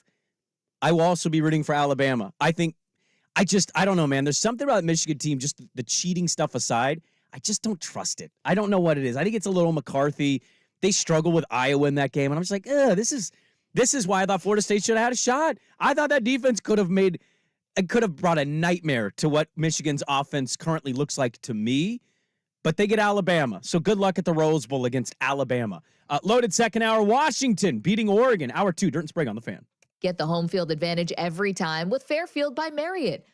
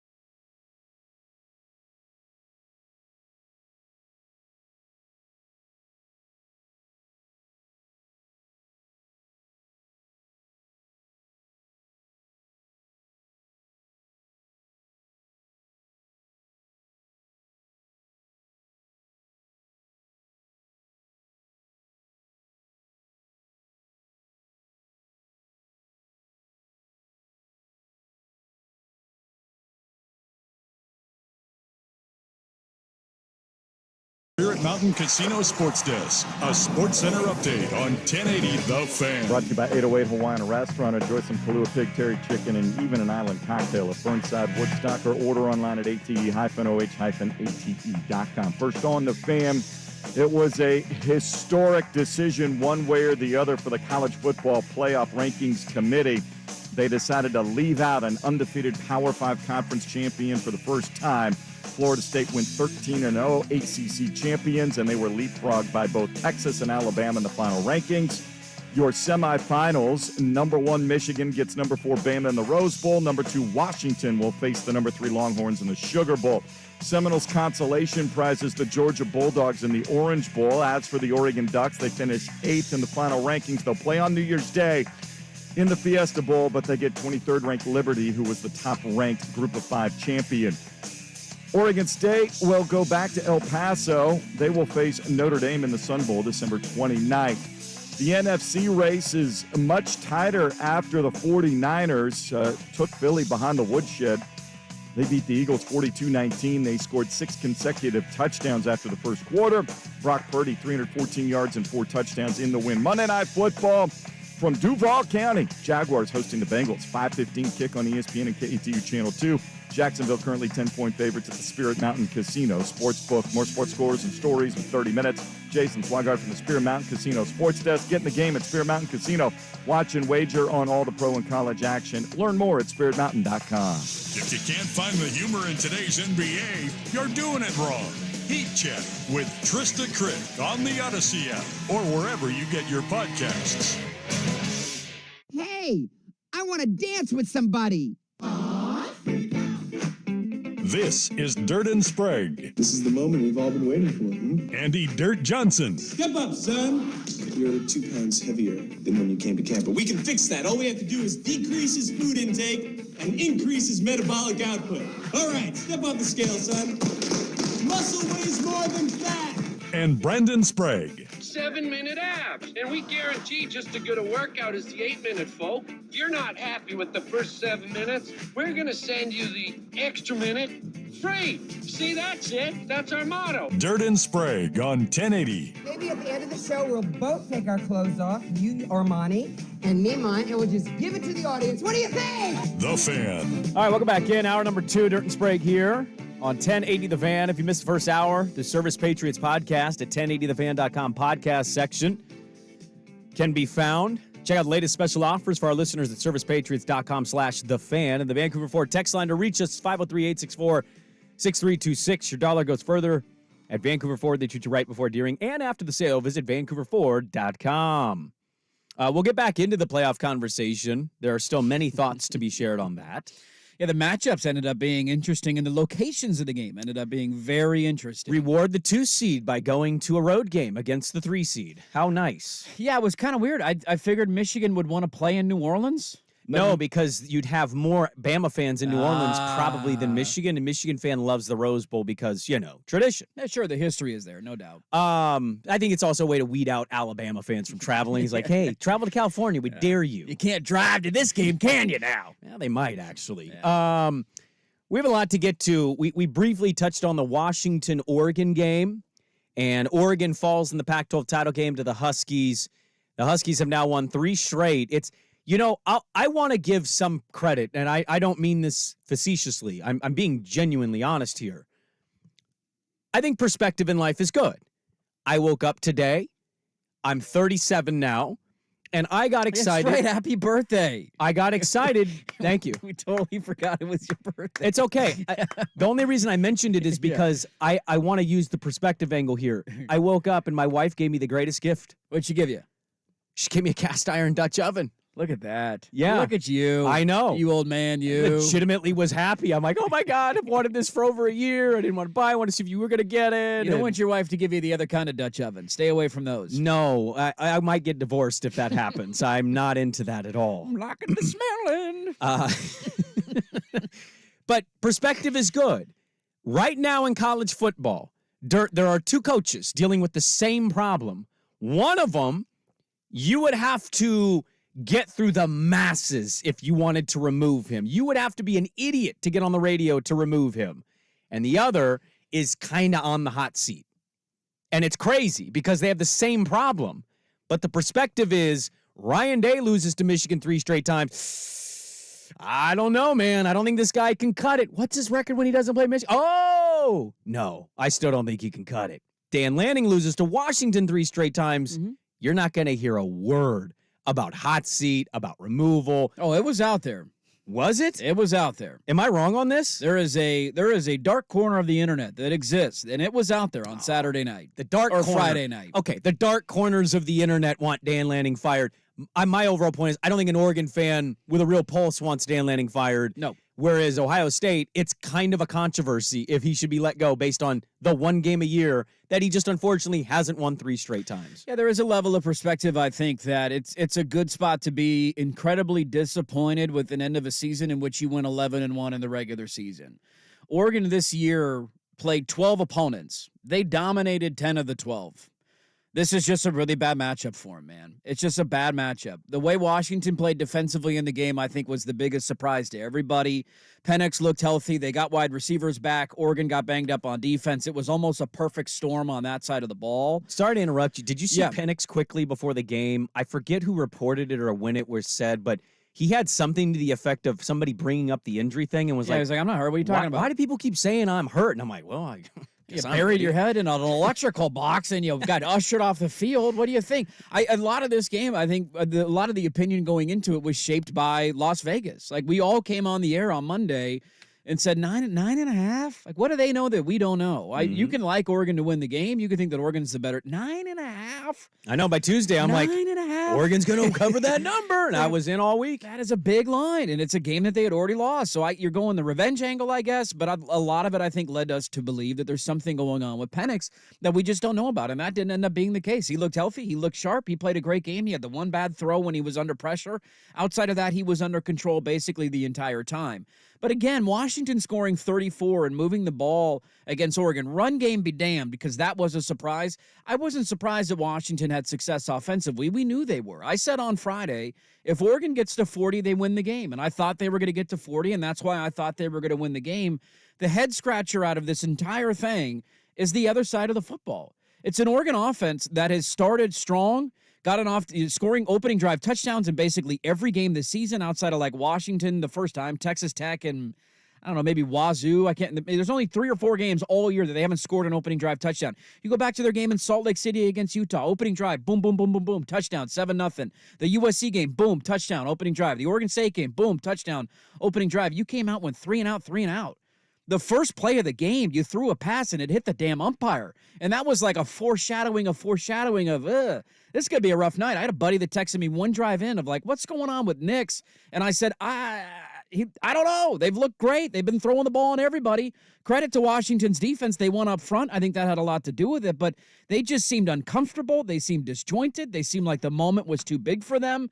The spotlight was too bright. I don't know what it was, but they finally woke up and then they disappeared again late in the game. But you can't get off to that bad of a start offensively against a team that has matchup advantages against your defense. I thought, I give a lot of credit to Washington here. They took it to Oregon and they grabbed that championship. I do think looking at that side of the ball is worth diving into. I was dumbfounded by the play calling on the first possession. Pass. I mean, that's what they've been doing late in the year, though. That's what they've been doing. And Nix has been throwing touchdowns. But you have established a physicality by running against them twice that I just would have thought like one run in that sequence would have, hey, let's see if we can get 6 to 7 yards a clip like we did in Seattle. Mm-hmm. No. Pass, incomplete, punt, 25-second possession. All right, defense, you guys took a breather. Get back out on the field. Yeah, you were just on the field for 8 minutes. Now go back out there. Yeah, 7:26 was Washington's first drive, and that was kind of your first like, oh, this game's not going to go exactly how I thought it was going to go for Oregon because of how long, and even though it ended with 3, I still thought like Huskies probably feel good with that. As soon as Oregon followed it up with a 3 and out, you had the, here we go. And then they had another 3 and out, and you just, I don't know, man, I thought he calmed down, and I would actually argue for some reason their hurry-up offense was really the only effective offense it felt like they ran. But there was something a little unsettling that just I could feel through my TV, maybe it was all of the Heisman chatter that he had kind of wrapped that award up, that they were such massive favorites, that they had rolled going into this game. Yeah. Bo seemed off. Yeah. I don't know how to quantify it. The stats don't look terrible, but he threw a really bad pick after they had just got a pick. All the momentum was on your side. You had completely flipped the game. You had scored 21 unanswered points. You were in control, and you got a pick that could have been a game-changing play in that game. Yes. And then you threw it right back to the other That team. was Auburn, Bo Nix. Yeah. He hadn't done that all. That was a throwaway throw, and he just threw it right to the defender. Yeah, who was stepped out of bounds and then snuck back in. It was like, God, how does that happen? I know, and you're like, oh, did he get control of himself from out of bounds? But there was just something off, and you said it earlier to start. Maybe it was the moment. I don't know. I'm not certainly calling him a choker, but it didn't feel. He didn't feel like he looked. It didn't look like he was comfortable the way he had every other game coming into this one. Even the first Washington game, right? You watched that game in Seattle, and it wasn't a Bo Nix problem. You just couldn't get a fourth down. You get a fourth down, you win the game. Oregon played a good game. They had nearly 600 yards of offense. Like, this was not the issue. They just couldn't finish drives. In this game, it just was from the get-go. They just seemed disjointed. They seemed like they were nervous. They seemed like the moment was too big. I will say, though, to be fair in the quarterback analysis, because I do think Penix outplayed Nix, and it wasn't even particularly Certainly, close. yes. The reality that Penix had going for him was that he could hand the ball to Dylan Johnson for 7 to 8 yards at a time, and Oregon had no answer for it. Oregon's been great against the run all year. We talked about it last week. An underrated aspect of Washington winning the first game was Dylan Johnson just doing enough on the ground. He didn't just do enough on Friday night. He dominated. He should have been the MVP of the game. I thought he was. He was the best player on Washington's team. We talked about him all week, about is he banged up? He didn't look healthy in the Apple Cup. He was dominant on Friday night. And that when you have that as a quarterback, just enough to keep a defense honest. Now all of a sudden my linebackers are looking into the backfield, waiting for a run play because we can't stop it. Or all of a sudden my safeties are closer to the line of scrimmage because they're running the football. Oh yeah, by the way, we're healthy on the outside, and here come our wide receivers. They just didn't have an answer for it. So to be fair in the analysis of quarterback play, Bo did not have a good game whatsoever. Bucky Irving, who has been at times your MVP this season, having 9 carries for 20 yards. Too much dancing. Like, just didn't. Jordan James put your hitting foot in the hole. ground. Yeah. I did not recognize Bucky Irving on Friday night. I don't know if he was hurt. Give a ton of credit to Washington's defense. He has been a good player in every game this year, and he was not a good player on Friday night. James was a little bit different to start the third quarter. They finally got the run game going. But when you're a quarterback and you can rely on that, and it's got to keep a defense honest, man, your life is so much easier. We'll hear from DeBoer and Lanning of what happened in the Pac-12 title game. How surprised are you by what transpired between the Huskies and the Ducks? We'll read some thoughts at the Vancouver Ford text line as well. Dirt and Sprague back with more on The Fan. Seahawks football is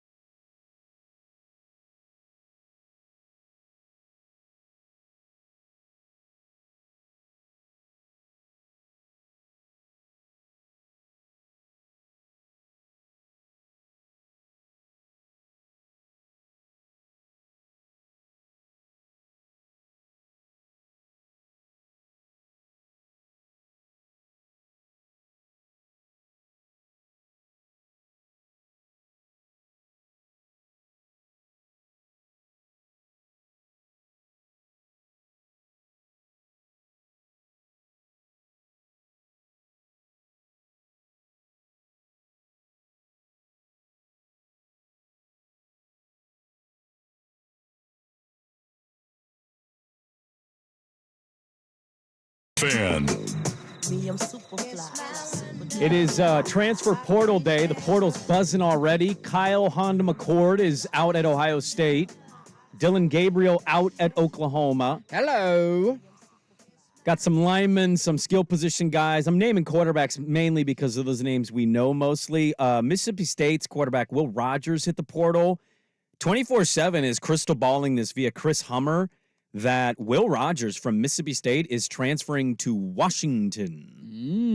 And while that might not scare many fans out there, I would also put a disclaimer out. What did you think of Penix when he left? And look at Penix now.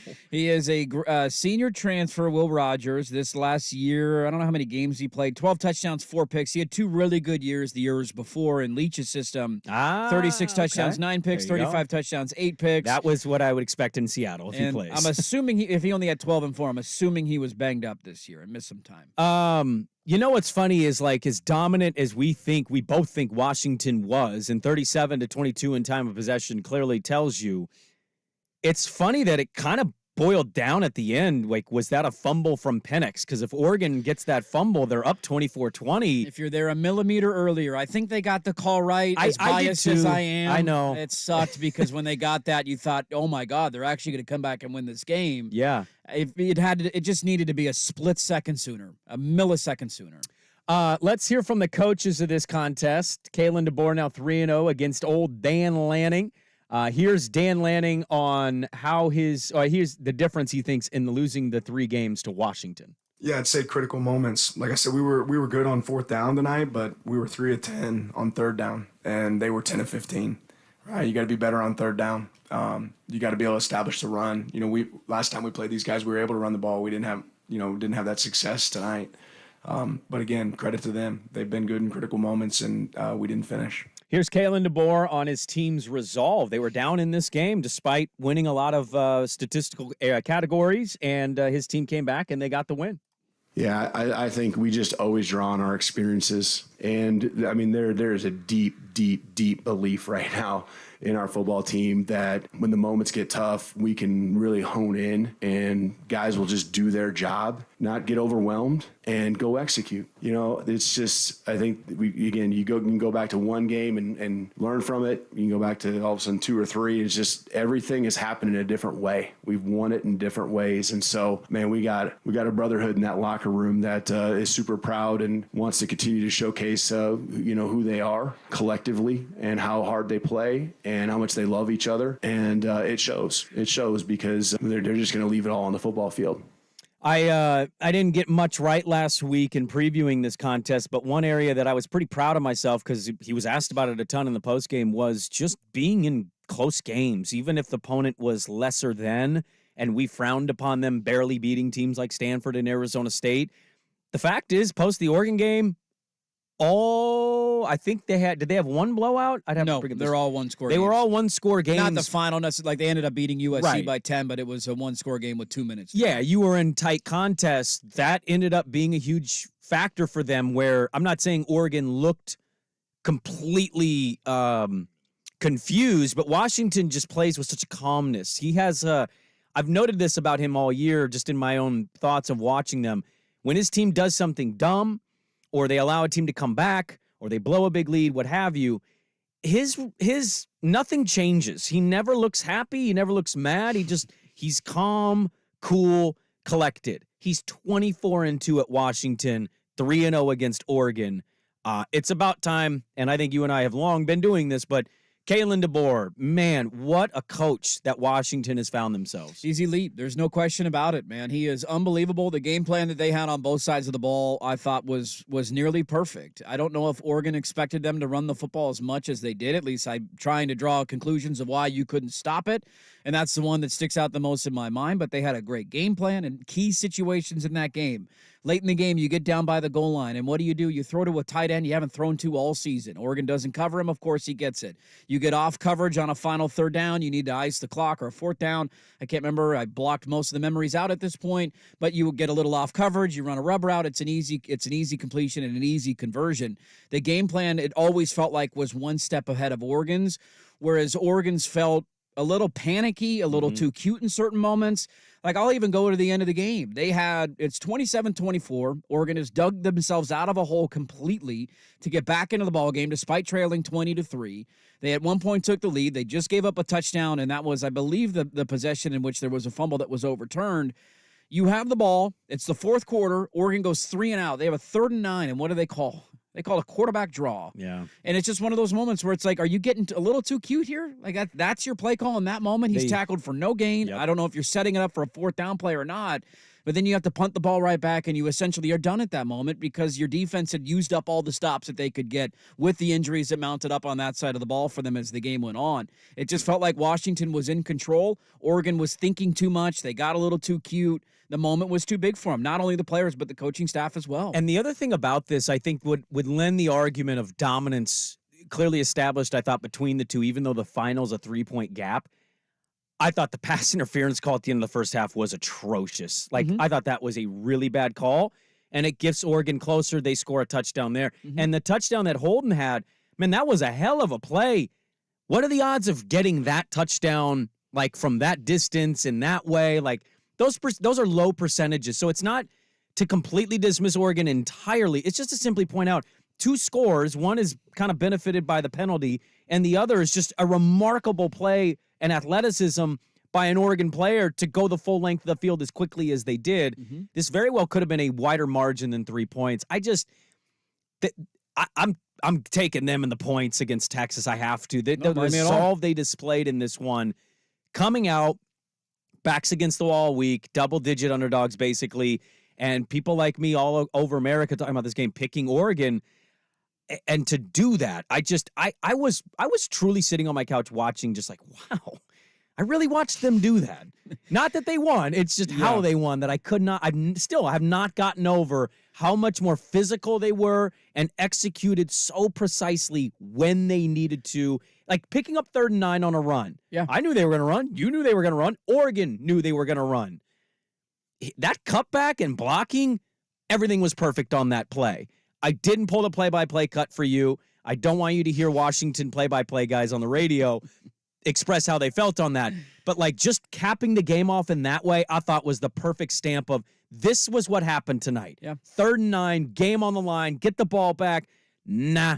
We're going to run this down your throat and pick up a 1st down. You have no answer, man. I will say, I will tip my cap. Oregon played their worst game in the biggest moment of the season, and a lot of that is because of the game that Washington played. I'm not trying to take anything away from them. Oregon also didn't look like themselves. We saw a game in Seattle earlier this year where they were much better offensively. It sucks to have that be the final game of your season with everything on the line, and that's the way that you played. I also respect the hell out of the way that they fought back in that game because they took haymaker after haymaker after haymaker. Yes, they did. Early. They looked shocked. They looked stuttered. They didn't look like they knew where they were. It was 20-3 with about a minute and a half to go in the first half, and that's a bloodbath. And they found a way to score. They found a way to score to start the second half. They found a way to get a stop and score again. They scored 21 unanswered to make it a ball game. That had blowout written all over it. And the fact that they were able to fight their way back, I thought, showed a lot of resolve. It just sucks that this is the way that the season ends, and Lanning unquestionably has a Washington problem.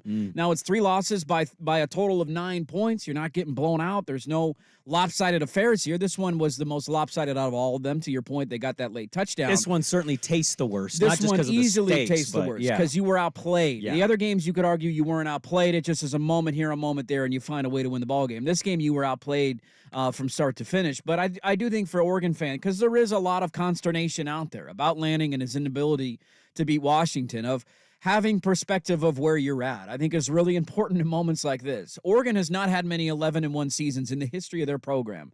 It doesn't happen very often. I think what hurts the most is that when you look at every comparable matchup on the schedule this year, Oregon was more impressive against literally every team on the schedule than Washington was. They beat every team by a more convincing and wider margin than what. Go down the list: Arizona State, Stanford, USC, Utah. I know the USC score was closer in the end, but Oregon controlled that game throughout and gave up some late touchdowns. Oregon State. Go down the list of every team that they played. Oregon was more impressive against the alternative opponent. There's just something about this matchup. It's a bad one for Oregon. They got healthy at the right time, and I think Vegas did them a tremendous favor with that point spread, where it's really hard to beat a team twice in the same season. They had that galvanized dehumanizing stat to look at all week long.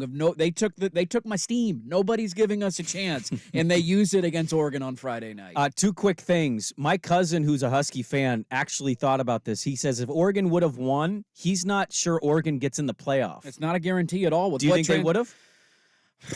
I mean, I think it's probably a 60-40 proposition, but it's not a guarantee at all with what transpired on Saturday. Because seemingly you'd be beating Bama for that spot, right? That's how the committee viewed that. Washington would have been out, which would have been unfair to them, but Washington would have been out, and it would have been a question of Alabama and Texas were good again because Alabama had to get in, and in order to put Alabama in, they had to put Texas in. So would Oregon have jumped Florida State? It would have been an Oregon-Florida State Probably, question. right? Probably, but it's not a guarantee. And the final one, I have to do this just one time on the show for the show's sake. I did enjoy the joke on Twitter trending after Oregon lost that Lanning is now 0-4 against rivals when they have a coach who's coaching for his current team. Oh, okay. Because the Civil War didn't count. That was, of course, it didn't count. That's Come on, right. you know that. When are you going to pay off your bet? We didn't even figure out what the bet was. I know. I'm letting you skate, man. I said let's come up with ideas. I do want to pay off something. I want to make you chug a can of soup because you were going to make me do that. A can of soup. I'm going to make you shotgun a can of soup. Oh, that'd be terrible. We have a lot to get into. An hour and a half left on the show. Dirt and Sprague, a whole lot more. Vancouver Ford text lines 503-864-6326. We're back with more, but first, Swag with the sports update. Now, from the Spirit Mountain Casino Sports Desk, a Sports Center update on 1080 The Fan. Brought to you by X Golf. It's indoor golf season. Check out X Golf in Vancouver or Tualatin, the home of indoor golf, online at xgolfpmw.com. First on the Fan. It's the first time in the history of the College Football Playoff Committee an undefeated Power 5 Conference championship team was left out of the Final Four. Florida State went 13-0. ACC champions, and they were leapfrogged by both Texas and Alabama in the final rankings. Your national semifinals, number 1 Michigan, number 4 Alabama in the Rose Bowl. Number 2 Washington will face the number 3 Longhorns in the Sugar Bowl on New Year's Day. Seminoles consolation prize is the Georgia Bulldogs in the Orange Bowl. As for the Ducks, they get to play on New Year's Day in the Fiesta Bowl against 23rd-ranked Liberty. They were the top-ranked Group of 5 conference champion. Oregon State will go back to El Paso to the Sun Bowl, where they will face Notre Dame. That is December 29th. NFC getting a lot tighter at the top after the 49ers went into Philly, scored 6 consecutive touchdowns to rout the Eagles 42-19. Brock Purdy threw for 314 yards and 4 touchdowns in the victory. Chiefs losing Sunday night at Lambeau 27-19 to the Packers. Jordan Love fired 3 touchdown passes of his own. Monday Night Football's in Duval County. The Jaguars hosting the Bengals. 5:15 kick on ESPN and KATU Channel 2. Jacksonville currently 10-point favorites at the Spirit Mountain Casino Sportsbook. More sports scores and stories in 30 minutes. Jason Swigard from the Spirit Mountain Casino Sports Desk. Get in the game at Spirit Mountain Casino. Watch and wager on all the pro and college action. Learn more at spiritmountain.com. Daily Boost is the podcast for in-depth analysis on the sports betting landscape. Listen on Odyssey or wherever you get your podcasts.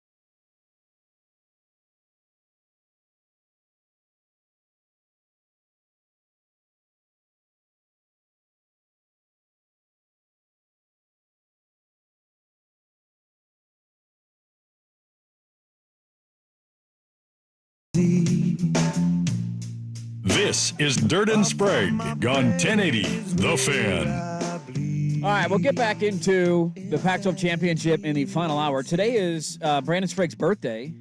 Oh, hello. Happy birthday to me. Happy birthday. Was that a fart? Nope, it's just a birthday.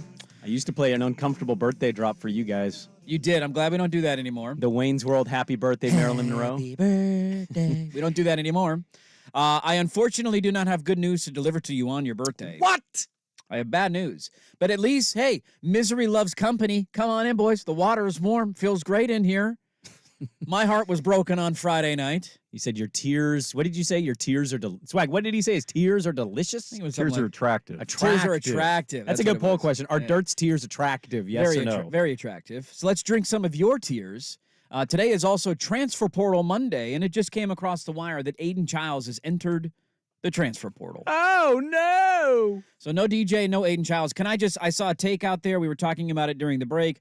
This has nothing, and I mean literally nothing, to do with Ryan Gunderson, friend of the program, who was hired to be the offense. Have they made that official yet, by the way? It's weird that they haven't. haven't No. Okay, seen but anything yet. So he's getting hired as the offense coordinator. We tweeted that out last Thursday. Breaking news. Kerry Eggers has had it. I think Beaver Blitz. Yes. Everybody. He's going to be the school offensive coordinator. can't announce something specific until they actually sign a contract. So. Okay. Well, I'm a big fan of Ryan Gunderson. He's a friend of the program. Very nice dude. I'm stoked for him that he got that job. I'm glad he got out of UCLA.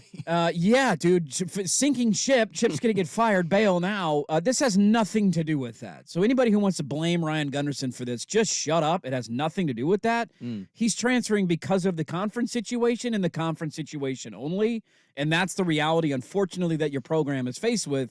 But this doesn't make the pain not feel any less painful. This is a tough one. Aiden Childs in the portal. Yeah, I think it's another log on the fire for us, Dirt. Burn that fire bright. We're going to come for revenge next year, Mountain West. Burning your house down. You wait. Look, this was always going to be a difficult task, I thought, to keep him. I had talked to somebody about a week or so ago who said really liked Jonathan, obviously committed to it, and then that whole thing transpired. He felt very conflicted. And then ultimately, it's the portal. So what does the portal mean? Cha-ching! Competing and money.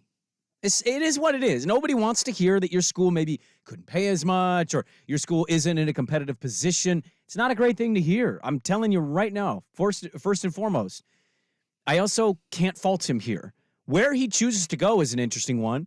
I think the world of the kid. I think whoever gets Aiden Childs is getting a damn good college football player. As sad as this is part of you kind of rooting he doesn't go to Michigan State so you can at least kind of root for him? Because I'd imagine that's a little tough to root for him if he goes to Michigan State.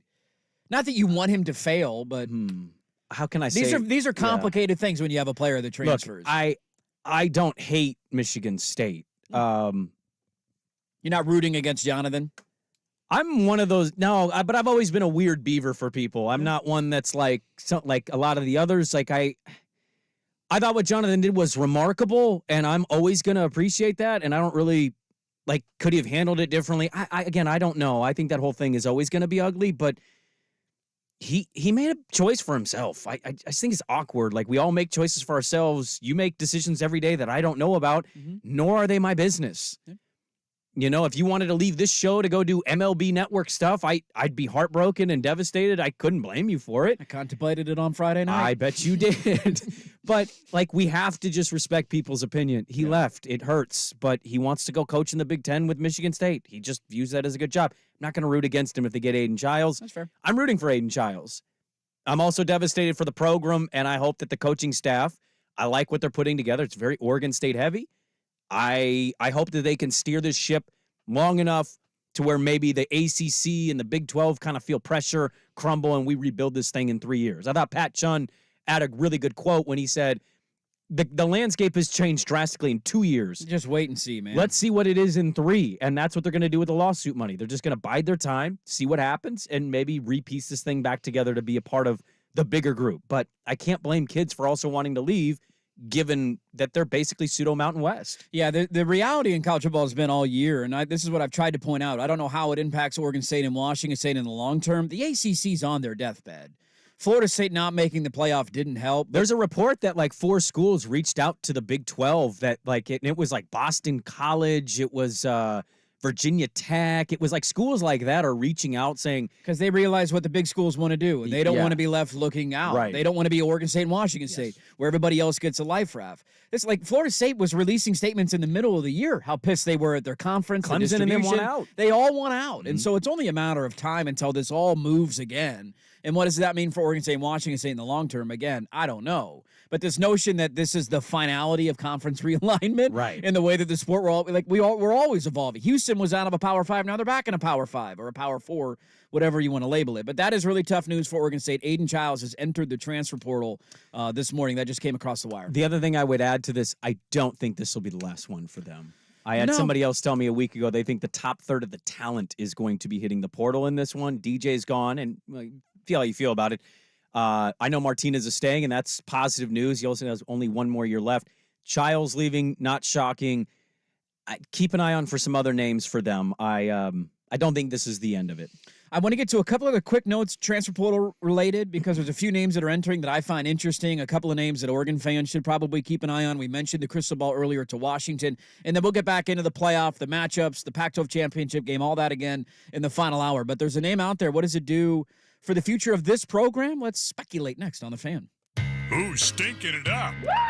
Do not go in there. It's time for Who's Stinking It Up, a sports lowlight that's ripped from the headlines. We couldn't do diddly poo. Brought to you by Three Mountains Plumbing. Schedule your appointment online at threemountainsplumbing.com. He's a weapon. He has been for us for 2 years. In a game like that becomes a defensive field position game, you're going to need your specialist to come alive. And, Cam was 2 for 2 with his kicks, and JK had 7 punts inside the 20. Is that Brandon Staley talking about the weapon that is Bailey Zappi? Or because that was a weapon for the Chargers. Punter. 6-0. This is embarrassing. He's going to try and make an argument. See, our defense is turning a corner. We're getting good. The New England Patriots might be the worst team in the NFL. This is embarrassing, man. Dirt, tickets for this game were selling for $10 on the open market? I wouldn't even spend 10, but I'm glad wins and losses are a quarterback stat. Herbert got a win this weekend, right? That's how it works? Who's stinking it up? The New England Patriots. Woof, buzz your girlfriend. Brought to you by Three Mountains Plumbing. Make plumbing and electrical services delightful. Get your time back. Let the pros tackle whatever projects you need completed. Schedule an appointment online. Three Mountains Plumbing. That's threemountainsplumbing.com.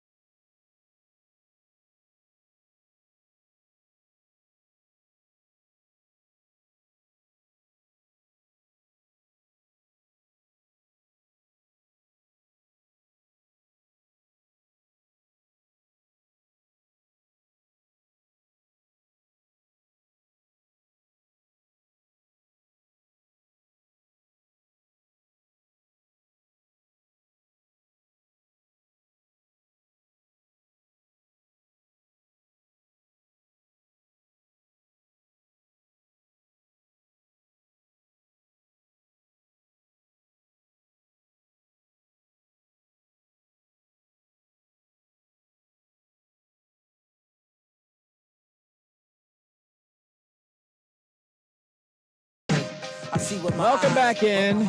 Happy Monday morning. Yes, I'm here. Everybody kept tweeting me, "You coming in Monday morning, Dirt?" Man, I don't miss shows, man. We face the music, man. That's not always fun for us as sports fans. It's fun for fodder, but I'm here. I don't fake I have a hamstring injury. Dylan Gabriel. When I say Dylan Gabriel, what comes to mind? Good player. Good player? Good player. Had a good year at Oklahoma this year? Really good year for Oklahoma. They just, unfortunately, they fell short and won too many games. They should have been. There's no doubt in my mind they should have been in the Big 12 title game. That should have been a rematch between Texas and Oklahoma. Tiebreakers are a beautiful thing, my friend. Yeah, in that instance, it really would have been because everybody and their mom knew Oklahoma State wasn't going to beat Texas. Yeah. I told you Friday, Texas is not all the way trustworthy for me, but we also cited that Oklahoma State was incredibly fortunate to be in that spot. He has played 5 years of college football. He's going to have a 6th year next year because, he had some injuries and a no-counties COVID year. Beautiful thing about this modern sport that we all love, he entered his name into the transfer portal, and this started as the speculation grew yesterday that this was going to happen.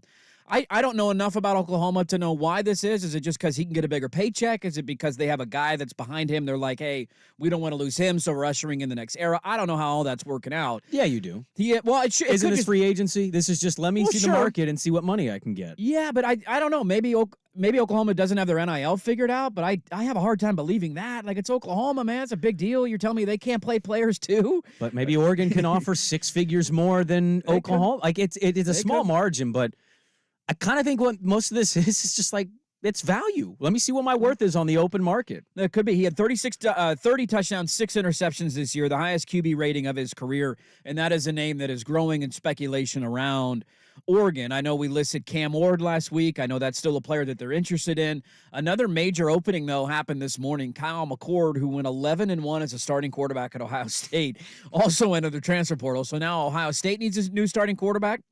Florida State's in the services for a new starting quarterback. Yeah. Washington, obviously, will be losing Penix. Sounds like they've got their guy, but Will that's Rogers just a crystal ball. Could be the guy. Oregon, obviously, needing a new quarterback. I mean, you just look across. You have Ty USC. Thompson. Hey. I will not stand for the Ty Thompson slander. I was rooting for him actually to play in the Fiesta Bowl. I thought Bo would naturally sit out for the draft, and they said he's going to play. And I'm like, well, there's go Ty Thompson. I wouldn't be shocked at all to see his name pop up somewhere today.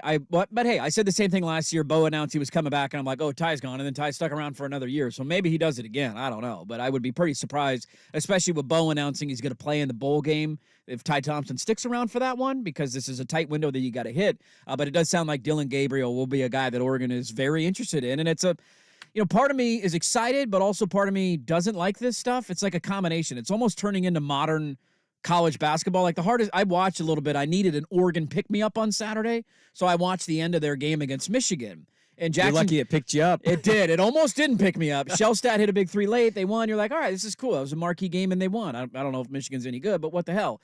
The hard part that I have with college hoops every year, it's like it's just a new team. You just throw it together, and I'm like, I don't recognize 90% of these guys. I'm not going to learn about them until March Madness, and then they're all going to be gone next year. And Dylan Gabriel would be a hired gun for one season, essentially.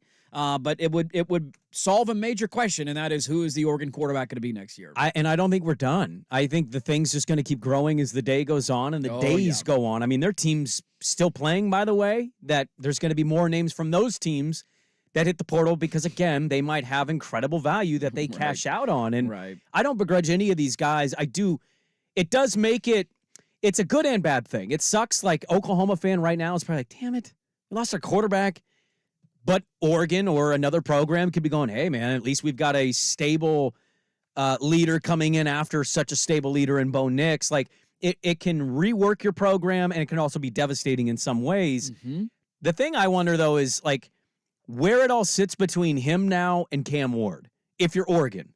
If the Will Rogers, Mississippi State, Washington crystal ball is accurate, who would you rather have, Cam Ward or Dylan Gabriel? That's a really tough question. And I don't know. Cam Ward doesn't get hurt. No, Gabriel has some injury history. And Gabriel's career has been changed a little bit because of that injury history. But you look at what he did this year at Oklahoma and you go, what if certain things were a little better in Eugene than they are in Norman, Oklahoma? Yeah. And also, you could say the same thing about Cam. Like, yo, you played at Washington State. You had a good career at Washington State. Imagine what you had if you had Oregon weapons around you. If you could run the football and had a defense, right? I mean, they just didn't have that necessarily the last 2 years. What is the most attractive opening? Let's play that fun game. Of like the 5 biggest schools. I'm assuming USC won't go get one because they have a kid that I think they're really high on, and Malachi Nelson, I believe is his name. So if Caleb leaves, which I expect he will, I don't imagine they'll hit one of these guys. Also, there was a report that Lincoln flew to Kansas and met with Will Howard. Oh, really? The Kansas State kid who's entered the portal, and many people were like, really? That would be a good, that kind of pickup makes more sense of like, hey, we got a 5-star guy we like, just in case, come in and compete kind of thing. I'd let him have the job and then be the 5-star kid like we just saw with Dante Moore. You don't want to lose if they lose enough and they're devastated enough, you get a Dante Moore situation. Like, you handled me poorly, put the kid in a good position. Of the jobs I know that'll be like available. Florida State, Ohio State, Oregon, Washington. I just use that as a big 4. Probably Ohio State, right? I'd probably lean Ohio State 1, Washington 2, and that's not to create controversy. It's just to say, dude, that for whatever reason, that guy is winning. Yeah.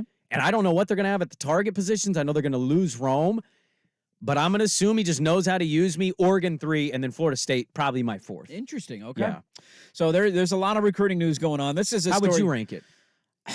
I don't know. I don't know enough about Washington's roster for next year. Like, as of now, it looks super attractive. What do they have at wide receiver? What do they have at offensive line? Like, the fascinating question that I have about Washington, there's nothing negative you can say about them in the current light.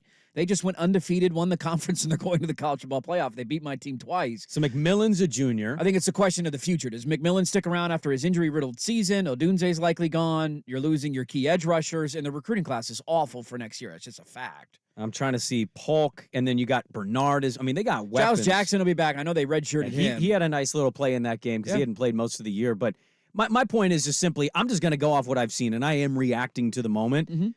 But I didn't have very high regard for Penix or Nix. We didn't think either of them would be anything. Yeah, touche. That's a fair one as well. But I get just what DeBoer is in a game. I just like what he is. Mm-hmm. So I'd probably lean Washington with Oregon a very close second. Be curious which wide receivers will be back at Florida State, too. That's a determining factor. I'd likely Keon Coleman and Johnny Wilson are gone, but they're recruiting at a really high level. They got a really good class coming in. So there's a lot of options out there, man. LSU's another job. They're losing Jaden Daniels. I don't know what they have after him, but I'd imagine Jaden Daniels is going to the NFL. This is where I want to say it was a couple months ago. Remember, we talked about the portal versus the high school rankings and like what matters more.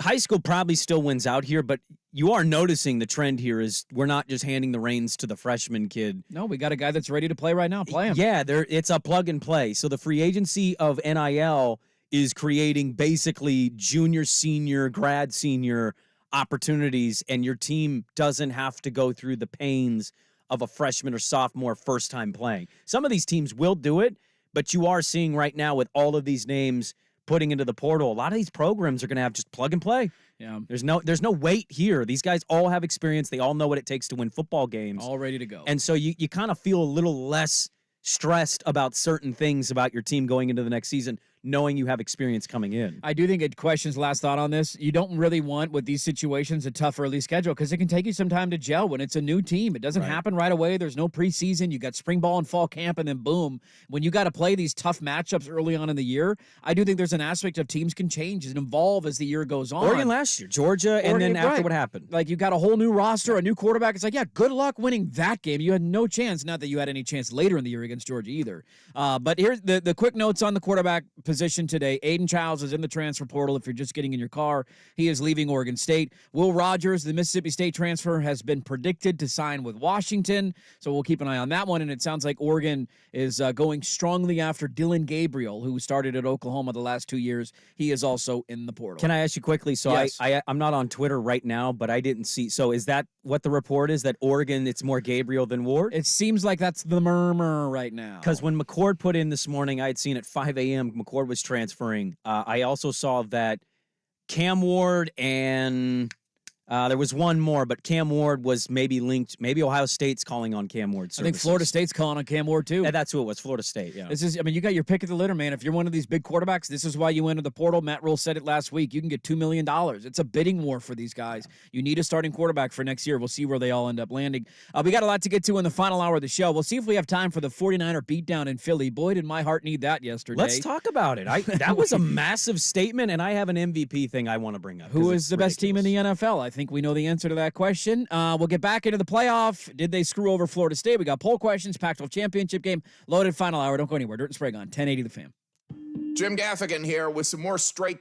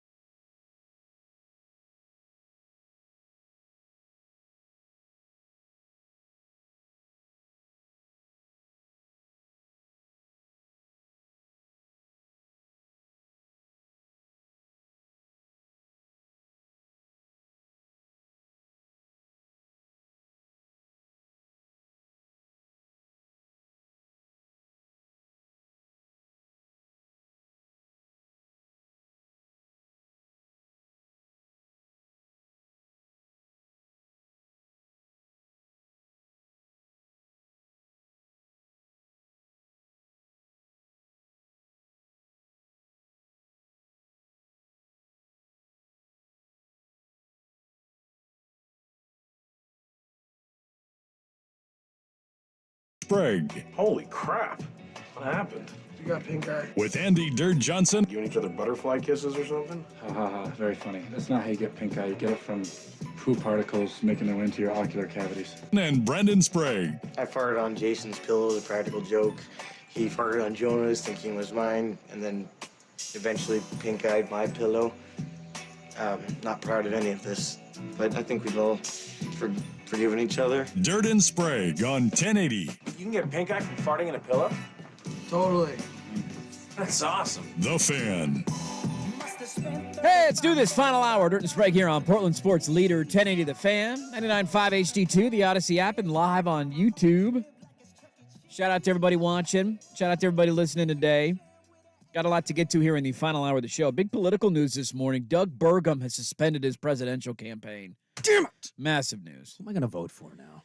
There's nothing that cracks me up more in politics than the random people that, like, do they genuinely think they can win an election? Is it a vanity play?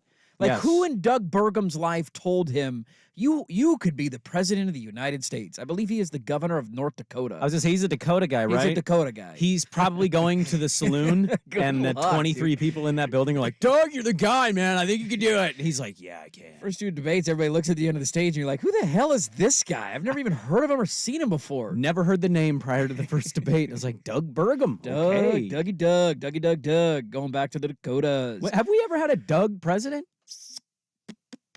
I don't believe. Are people still naming their kids Doug? I like. Yeah. Was there a Douglas? Oh, yeah, there's probably a Douglas, right? Probably a Douglas. Did he go by Doug? I don't know about a Doug. Hey, Prez, Doug Prez. President Doug. President Doug. Dougie Doug. Well, I was wrong about a lot this weekend, and Friday night was painful, but I put my foot in the ground over one game and at least got one of them right this weekend, and that was that the San Francisco 49ers were going to go into Philadelphia and make a statement. Yes, they did. It's funny what happens when you have a quarterback that can throw a forward pass for the majority of the football game. And Brock Purdy had a hell of a game. They went into Philadelphia. Very similar start to the Oregon-Washington game. And I was like, oh, God, are all my teams going to forget how to play offensive football this weekend or just college? Then the 49ers woke up. They had, let me pull this up really quick. And I can't remember if I liked this at the end of the game or if I missed a touchdown drive in here.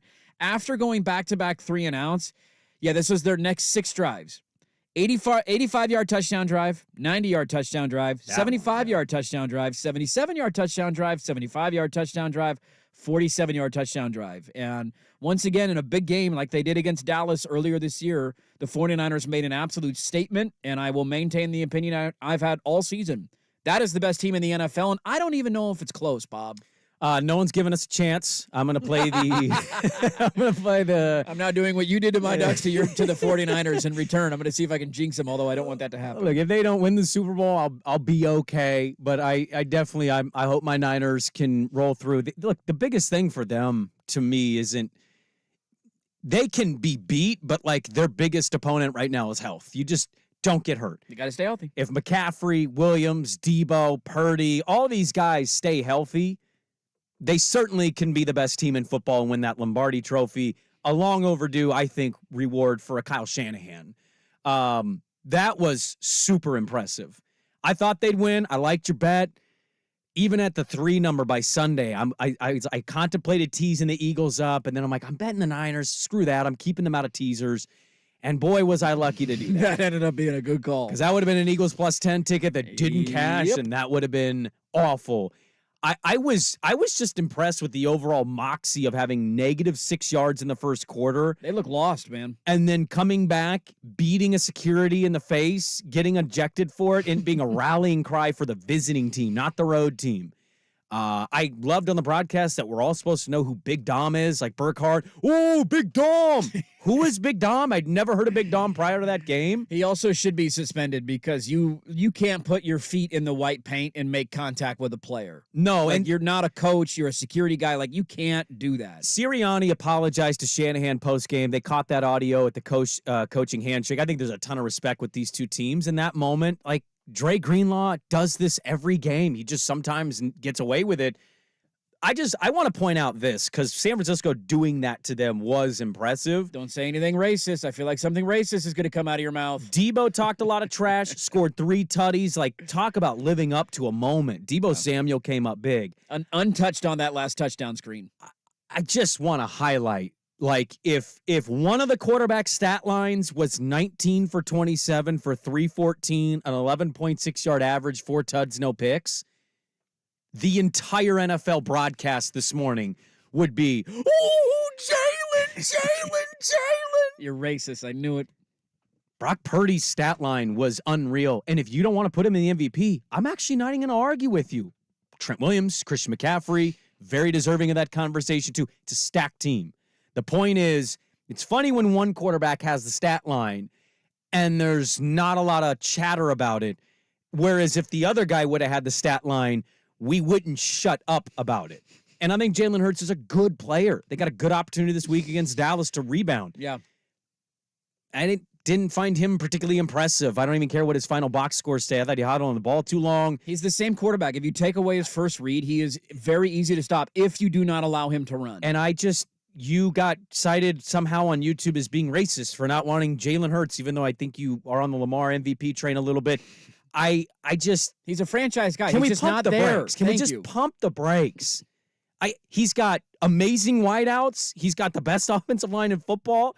He's got a good defensive line. Linebacker play a little iffy, and secondary can be questionable at times. No doubt. He's got a lot around him. Not a mention of it. He's the MVP.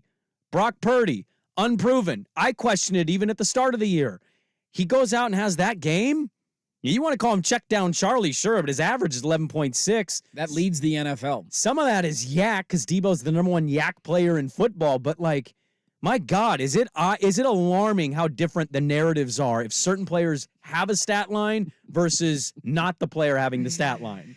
It's amazing when you look across multiple numbers. You know who has the highest completion percentage in the NFL? I feel like you're going to tell me it's Brock Purdy. It's Brock Purdy. You know who averages the most yards per attempt in the NFL? He just told me it's Brock Purdy. You know, he doesn't lead the NFL in touchdowns, but there's only 3 guys who have more touchdowns than him. He has 23, Tua has 24, Josh Allen has 24, and Dak has 26. He's having a better year than Jalen Hurts. I'm sorry to tell people it's this. Not even close. You know who leads the NFL in QBR? Brock Purdy. You know who leads the NFL in quarterback rating? Well, Brock Purdy was 148.8, baby. He leads the NFL in almost every major passing category. I couldn't have been I've been wrong. This is the show of me being wrong on my birthday. I couldn't have been more wrong. He is perfect for what their system is. And that's not a knock. It's a compliment. The players said it last night. Look what happens when we have a real quarterback stay healthy. This is what we're capable of. Yeah, that was a team that had waited for a year to send that message. They got off to a really disjointed start. Their offense looked lost on the first 2 drives. Philly was winning up front, and then the 49ers opened the floodgates, and they could not be stopped. And I'll maintain, Jalen Hurts is a really good quarterback, man. He's probably a nightmare to game plan against because he has the ability to beat you with his legs, unlike few quarterbacks in the NFL outside of like a Lamar Jackson. The reality is, though, when you take away his first read, which San Francisco didn't do early in the game, he was hitting those quick slants. It was read number 1. Brown was He getting was open making quick, good yeah. throws. They were setting little rub routes on the outside. They started taking that away as the game went on. And then on top of that, they didn't rush too aggressively. They just kind of hemmed him in. And when you take that read away, he just kind of stands, and there's no lane for him to take off because nobody's leaving their lane. You just hem him into the pocket. Mm-hmm. He eventually has to take a sack or throw a football away. They bottled him up completely and shut down that Philly offense outside of those first 2 drives. The rest of the game, this just shows why San Francisco, just from a balance standpoint, they can run the ball as good as anybody in the league. Christian McCaffrey, you could argue, should be the MVP. We just went over all the numbers for Brock Purdy. He has as many weapons, if not more weapons, to throw the ball to than any quarterback in the NFL. Their offensive line is top, 3, 4 in the NFL at worst. Their defense is one of the best, if not the best in the NFL. They are the most balanced, complete football team with an elite head coach. And I continue to scream it as loud as I can. If they stay healthy, there is nobody that is going to beat them this year. And that's always been their bugaboo, staying healthy. A lot of players tend to get hurt in San Francisco, like at the actual stadium for whatever reason. They need Philadelphia to lose because you need home field advantage. San Francisco just at home, very different team, and that was impressive on the road. I think Philly's losing this weekend. Dallas is on an extended rest. They played on Thursday. Philly's coming off another tough physical game. Yeah. A lot of emotions go into it. You got to go to Dallas now on Sunday night, who's feeling good. It's a big playing moment. good ball. They almost beat them in Philly. Their defense won that game yesterday because the start by the offense was -6 yards. They held them to 2 field goals. I thought that was a really, it's underrated. Like, you gave up long drives, but you held them to field goals. Those are the plays that make a difference. And could have been 14-0 right out of the gate. To watch what they did on the road, even though that was, to be fair, Philly's 3rd game in 13 days. That's not easy on anybody. Yeah. They talked a lot, and they backed it up. So I think right now, most people would view them as the number 1 team in the NFC. Record-wise, they're still behind Philly here. But the rest of that division isn't going to – they're not going to lose to Arizona or the Rams. Nope. And right now, they'd actually have a preferable matchup. They'd face the Rams in the first round. I believe they'd win that game going away. Yes, they would. And they would just, find a way, if it's Philly, Dallas, whatever.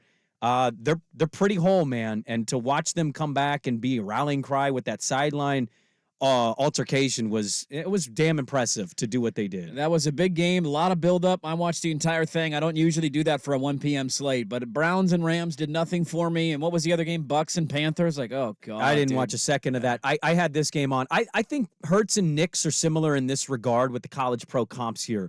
When they get out of the pocket, they can make magic. And I thought Washington did a really good job of his numbers just in the pocket were not what they were when he rolled out this year for Oregon. Mm-hmm. He likes to move around a little bit, improvise. I think you saw that on some of the hurry-up offense, and they kind of bottled him up, I thought, when he wasn't running, and they did that to Hurts, and he struggled to see the field a little bit. Before you know it, it's been 4 seconds. The defensive line's going to get to you eventually. Yep, big win for the 49ers. Let's get back into college football. We got poll questions out there that are sending 2 different messages. Did the committee do it right? Also, what do we make of the matchups? A little early peekaboo with the playoff. We'll get back into the Pac-12 championship game coming up bottom of the hour. We are back after this on 1080 The Fan.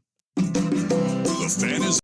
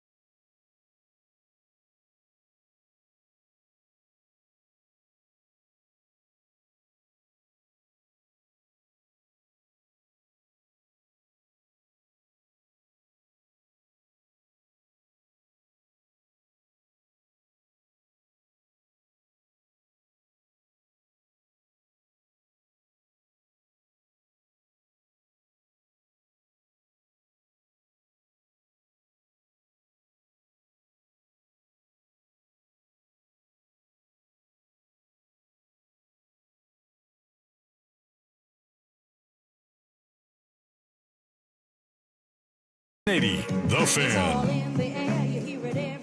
Well, yesterday, something unprecedented happened. We wondered, could it happen? Will it happen? Yeah, no way. Jordan Love being the Chiefs.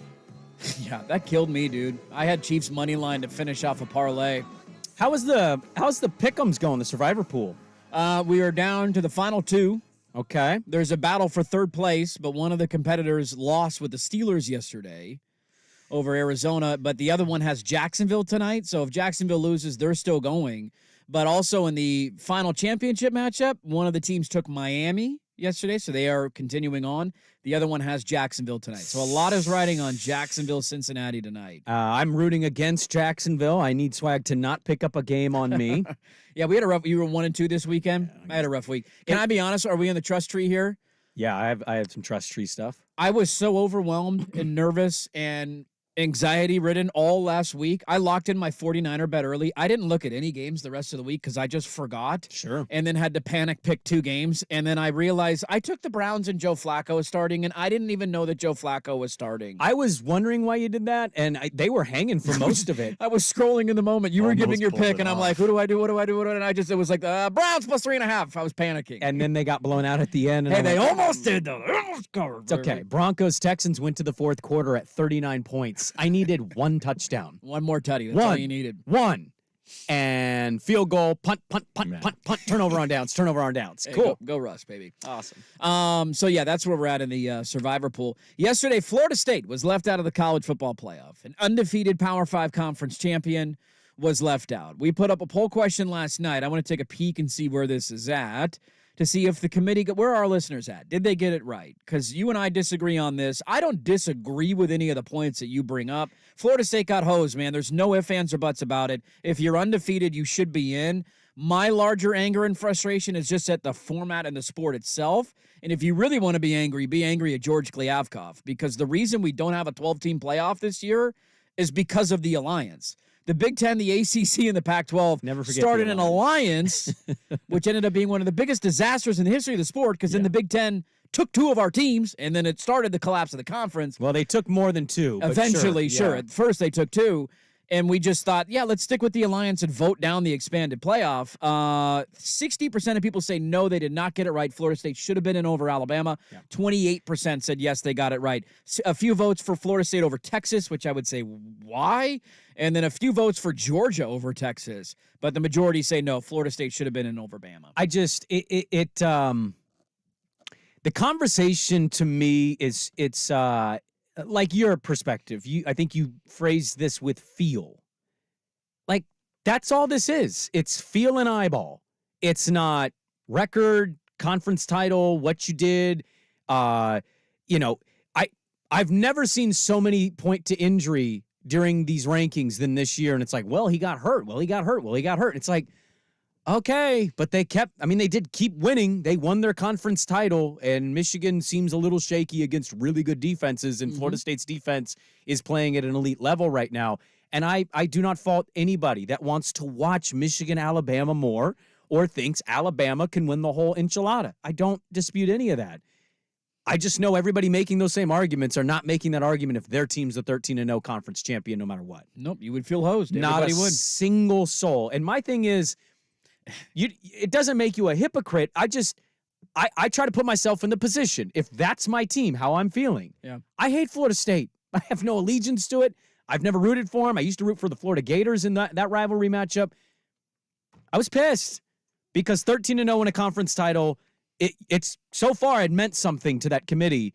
And then suddenly it was one game only that meant something. And that's not the way you should have been looking at this. Get those old bags out of there. And I'm sorry. I don't care where you're from. You cannot refute the point. This is an SEC slant. Because if the roles were reversed, there is not a single soul that would have made that reverse pick. It would have been Bama in at 4, and Florida State would have gotten the shaft. I'm sorry. It just would have. You're 100% correct. It is. The counterpoints that I would make are, I hate to do this, but SEC No, dirt. do it, because you wanted it. SEC dirt's got to come out now. That's okay. There is a conference that gets the slant, and I would argue they deserve the slant. They win national championships. They're the only conference that wins. Clemson won a couple. You had the one random Ohio State title in 2000. The Big Ten's won one championship in 20 years.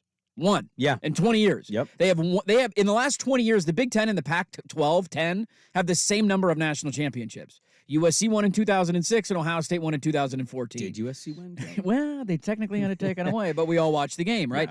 Yeah. The ACC had a couple with Clemson, but Clemson is clearly not that program anymore. Like, if there's any conference that you're going to slant and give the benefit of the doubt to, of course it's going to be the SEC. This is what you get if you win championships. And I would argue if the Pac-12 had won 16 of the last 20 titles and we had a one-loss, let's say Washington was a one-loss conference champ, Florida State didn't have their quarterback, we would be arguing the same thing probably. How are you going to keep us out? We win national titles every year, but you're going to put Florida State in there with their third-string quarterback? Get the hell out of here. The only other points I'll make, I'm with you on the committee. It's stupid. The whole thing is flawed. It's a dumb system. None of it makes any sense. It's a bunch of old people in a room. That was a TV decision they made. That was not a football resume decision. That was a TV decision they made.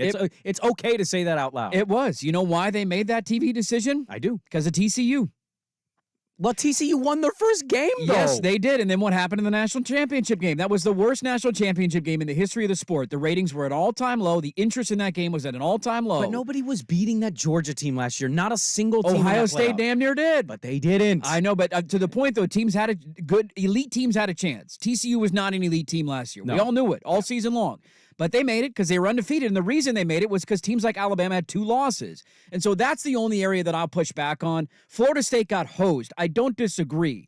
The reality is, though, who did Alabama lose to this year? Texas at home. Texas at home. By double digits. Texas is better than anybody on Florida State's schedule. That's not a disputable fact. They are better than anybody on Florida State's schedule. Florida State's best win is LSU with 3 losses. And I'm not saying that's a bad win. That's their best win. They have like one other top 25. Well, Clemson, 3-0. Clemson snuck in at 8-4 at the end of the season, but they lost that game because they had a walk-on kicker. Like, the balance of schedules, this is always the thing that bothers me about a 14 playoff and why we should have eradicated this a long time ago. What you play and who you play, you're not always who your record says you are. Everybody plays a different schedule of different levels of competition. Michigan skates with no non-conference. Like, there's no standardized rules here. And so when you get to the end of the season and one team's loss was to a team that was better than anybody on Florida State's schedule, that's what I'm not losing a lot of sleep over. The entire network on ESPN is SEC. It just is. Like, they own it now. Guess who gets to hop on ESPN national shows today and talk about the playoff quote-unquote controversy? The same guy that said there is no good conscience you could leave Alabama on. Let's take Phyllis in Alabama. Phyllis, you're on the Paul Feinbaum show. Like, shocking his opinion what it's going to be today. It's the SEC, and you said it earlier. They don't play by the same rules. Like, you're not wrong on the title count, but that's been my problem. They're never having to abide by the same damn rules. Okay. I'll give you this. As upset as I was and as much as I tweeted back and forth with people about this topic, I was actually just as equally pissed, and they may have avoided something here, but I was just as upset that Washington is 2 and not 1. Why are they 2 and why is Michigan 1? It's a valid argument. Who did Michigan beat in the Big Ten title game? Iowa. Where was Iowa ranked in that going into it? They 15, 14? Shouldn't have been ranked because if they would have had to play Ohio State and Michigan in the regular season, they would not have been 10-2 on the year. But they played Iowa. Yeah. They move up a spot. Bama beat Georgia. They went from 8 to 4. So they moved up 4 spots for beating the 1. Michigan beat Iowa. Washington beat Oregon again, the 5th team. Yeah. They were double-digit underdogs, and they dominated them. The committee's looking for game control. 37-22 in time of possession is dominance in football.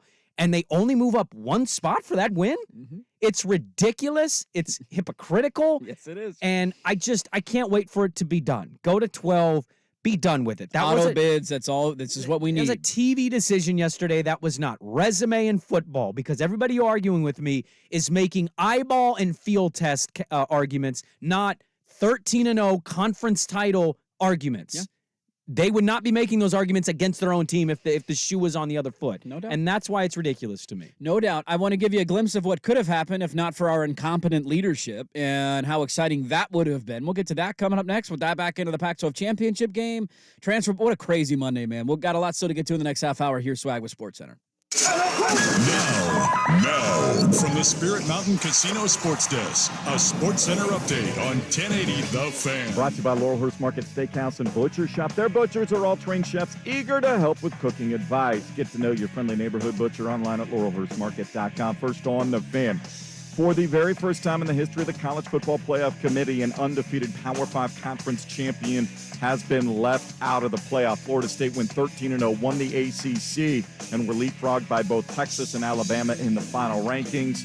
Your national semifinals, number 1 Michigan against number 4 Alabama in the Rose Bowl, number 2 Washington against number 3 Texas in the Sugar Bowl. The Seminoles' consolation prize is a trip to the Orange Bowl to face the Georgia Bulldogs. As for the Oregon Ducks, they're 8th in the last bowl.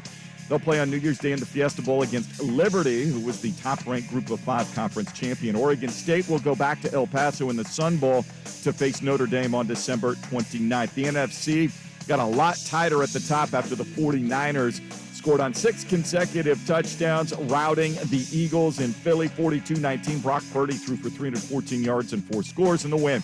Chiefs losing Sunday night at Lambeau Field 27-19 to the Packers. Jordan Love firing 3 touchdown passes of his own. Monday Night Football goes to Duval County. The Jaguars will host the Bengals. 5:15 kick on ESPN and KETU Channel 2. Jacksonville a 10-point favorite, according to the Spirit Mountain Casino Sportsbook. More sports scores and stories in 30 minutes. Jason Swigart from the Spirit Mountain Casino Sports Desk. Get the game at Spirit Mountain Casino. Watch and wager on all the pro and college action. Learn more at spiritmountain.com. One number does it all for contests and texting your favorite fan shows. The Vancouver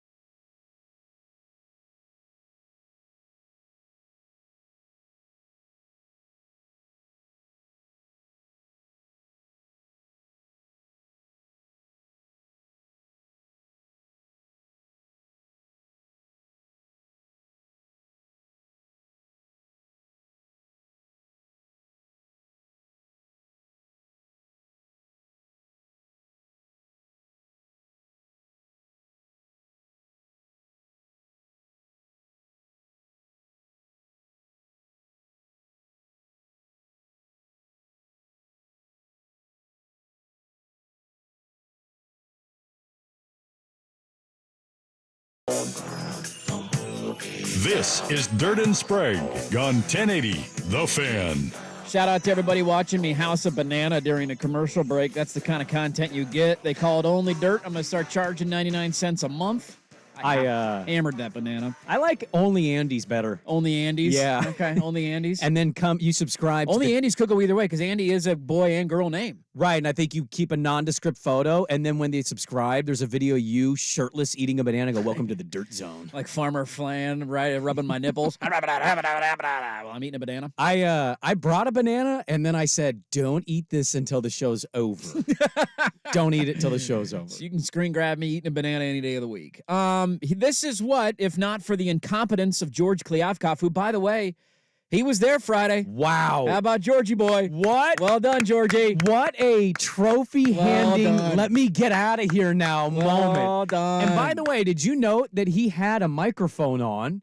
Usually the commissioner actually says and presents, and maybe I missed the moment, but I thought I was watching it. Oh, he did not do it. All commissioners do it. Here, congratulations to so-and-so for winning the conference championship. He handed that trophy and then just disappeared into the Husky crowd. I didn't see him again. Well done, George. What a coward. This is what we would have had. Swag, would you have been a coward like that, grown a goatee, had a midlife crisis, been all gray, and then just disappeared? Or would you have faced the music and said, congratulations? You face the music. That's what I think. You're going to get a buyout. What's hard about your life? He's set for life. Yes. He's got a stupid goatee, and he's set for life. Let me destroy a conference. I would gladly be the face of that for $15 million. It's like being Jimbo Fisher, dude. It's embarrassing. No, it's not. It got $75 million. If not for their incompetence, here's what we would have had. You ready for this? This is what your playoff would have looked like if the 12-team format started this year, which it was supposed to start this year. How do they not have the balls to just say, we're doing it? It's too impossible. Florida State should have been in. Alabama deserves it. Texas deserves it. Yes. Like, what are we Oregon doing? should be in a conversation. Ohio State, Hell, Georgia. Georgia should be in too. Yes. I hate to say it, but Georgia should be in too. Here's what your buys in the first round: Michigan, Washington, Texas, and Alabama. They would have first-round buys, so your 4 playoff teams, 4 highest-ranked conference champions. Your then first-round matchups at home sites. You would have Ole Miss going to Ohio State to play in Columbus. That's a fun little game. Lane Train could do a lot for his resume winning that game. The winner of that game would then play Washington. You would have Penn State going to Athens, Georgia to play Georgia. Get their ass kicked is what they would do. The winner of that game would play Texas. It'd be Georgia, we know. You would have your still group of 5 teams, so Liberty, which, dear God, we got to get to that. Liberty would be going to Florida State to play in Tallahassee. That's the game nobody wants to watch. Give me the Seminoles. The winner of that game would then go to Tuscaloosa to play Alabama. Or no, I think these next ones are neutral sites, but would play Alabama. Yeah. And then Missouri would be in Eugene, Oregon. Mm-hmm. The winner of that game would play Michigan. Did you see Drinkwitz troll Michigan? No, what did he say? Oh, he went on the college football show because they did the New Year's Six Bowls after the playoff. Mm-hmm. And towards the end of the interview, he goes, hey, guys, just a second. I'm getting a call from Connor Stallions. He's going to give me the signs for Ohio State. Just said that out loud. The entire broadcast burst out in the laughter. Oh, okay. It's great. So there you go. Would that be exciting first round? Yes, it's going to be exciting next year. I'm still confused why we couldn't push this up a year. Like, what would have needed to change? It's funny because, and this is a very... I'm trying to think of how to phrase it. This is very selfish on my part, but I think also the other fan bases can sympathize with this. There is not a sport that has a better regular season and a worse postseason than college football. Without a doubt, you have nailed this 100%. This is the second biggest sport in American sports right now. It's not even close. It's not. Not even close. 9 million people watched Oregon and Washington on Friday night. I don't know if 9 million people watched an NBA Finals game last year. So, like, and that's just the Pac-12. And we know how baseball fared. Yeah, that's not counting the Alabama-Georgia game on Saturday or any of the other good games that we had. I don't want to disrespect you two. We may have to recalibrate the core 4 here. I think it's NFL, college football, NBA baseball, depending on the teams. Yeah. And that's the core 4. Hockey, if you want to do core 5, there you go. I mean, you're not wrong. But this is a sport where my team went, and this is, again, very selfish. We went from Friday's show talking about maybe a Heisman Trophy, maybe a conference championship, maybe a college football playoff appearance, maybe a national championship, maybe a shot at a national title, to playing 10 a.m. on New Year's Day against Liberty. Liberty. Couldn't care less about this game. Liberty. Should they abolish the bowl system? I think you should expand the playoff further than 12. That's my take. You know how I feel about that. Give me 16. If you want to play a scrimmage game, you can. They're not going to should have a month of practice. If you want the practice, that's always the argument. Sure. What do you get an extra month of practice? Hang around on campus during Christmas and practice if you want. For all I care, I don't care. Beaver fan, I commended them last week. The $2 million they raised in such a short amount of time was awesome to see. Maybe I'm wrong here. Bray's not coaching that game. A lot of guys are checking out to the portal or just opting out. Like, I'm sorry. I don't care that Notre Dame, Oregon State are playing again. And, like, Oregon State's won the 2 matchups. Awesome. I hope they win the Tony the Tiger Bowl, but nobody wants to go to El Paso, Texas. I couldn't care less about that football game. The only thing you had to look forward to it was maybe Aiden Childs playing. And now that is clearly not happening because he's in the transfer portal. He's gone. Yeah. He's gone, and he's been crystal balled already to Michigan State. So it's going to be a Ben Branson versus Notre Dame game. And I would imagine that Sam Hartman doesn't play in that game either. So or any of Notre Dame's top defensive guys. Like, why would they play in that game? Yeah, I mean, I'm confused why Bo Nix is playing in his game. Shout out to him, though. I mean, it gives me at least a reason to be at least go beat the brains in of Liberty. I'm cool with that. Jerry Falwell Jr., people don't forget, that's a trash university, and I'd love to beat the brains out of them. The fighting Falwells. The fighting Falwells. Like, they didn't play anybody this year. A bunch of scumbags who pretend to be religious and raise money for their families, and it's just they're horrible people. They're righteous gemstones university is what they are. So I would love nothing more to beat them 77-0. So that part of it, I'm glad that Bo's playing. But you get to this point, guys are opting out. Bowl games don't matter. Like, look at Oregon State and their opponent last year. You played a Florida team that didn't have any of their starters. Well, that game mattered, though. And you feel good because you won and you were looking for a bowl win to get to 10 wins. But that's not a real opponent. You're playing a team that's it's just a shell of itself that it was earlier in the year. And that's what you call them a naughty thing. No, I don't think so. I don't know what flesh, and I was like, don't finish that. Don't finish that. Don't say that. Don't say that. No, I'm with you. I just abolish it. It's a horrible way to end the year. Get rid of it. This is what the playoff has destroyed. There's no refuting it. Even the New Year's Six. Like, I'm happy for fans who get to experience a New Year's Six. I'd like to experience one. But you can also make a very good point that even some of these programs that win their New Year's Six, I think Ohio State fan was all that jacked up that they lost to, or 2 years ago when they lost to Michigan and didn't make the playoff and had to beat Utah in a Rose Bowl. I don't know. Seemed like they were still upset. Yeah. So, like, if the New Year's Six isn't even making people all that happy, maybe just abolish all these stupid bowl games that almost nobody goes to and stop overcharging people and making us fly to weird random cities. Yeah, congratulations, Washington. You now get to fly to New Orleans for New Year's Day. Have fun with that plane ticket. No, they've already had trouble. They're tweeting Alaska Airlines because flights from Seattle to New Orleans, one, are dumb expensive. Crazy expensive. And two, very limited. So it's Husky fans are already having trouble getting there. Yeah. And if your argument is practice, just have the month practice. Why do I get anything from watching you play a team that isn't the team that they were at the start of the year? Because players don't care about it. Right. It's a TV show at this point. It's not anything of substance. So I saw the take and I was like, And now I'm seeing matchups and my team's in El Paso. Just abolish him. I don't care about the Tony the Tiger Bowl. I don't care about any of these bowl games. It's playoff or bust, sadly, is what college football has positioned itself. I kind of lean your position. I like just get rid of the conference titles, have regular season winners. If you have a tiebreaker, do the damn tiebreaker. Yeah. And move on to the playoffs. Because there's there's controversy over home field advantage and seeding. Sure, that could cause an issue. But in this case, this year, if you didn't play any of the conference championship games, you would have had very similar winners. The only difference would have been Georgia-Bama, because Georgia would have won the regular season title.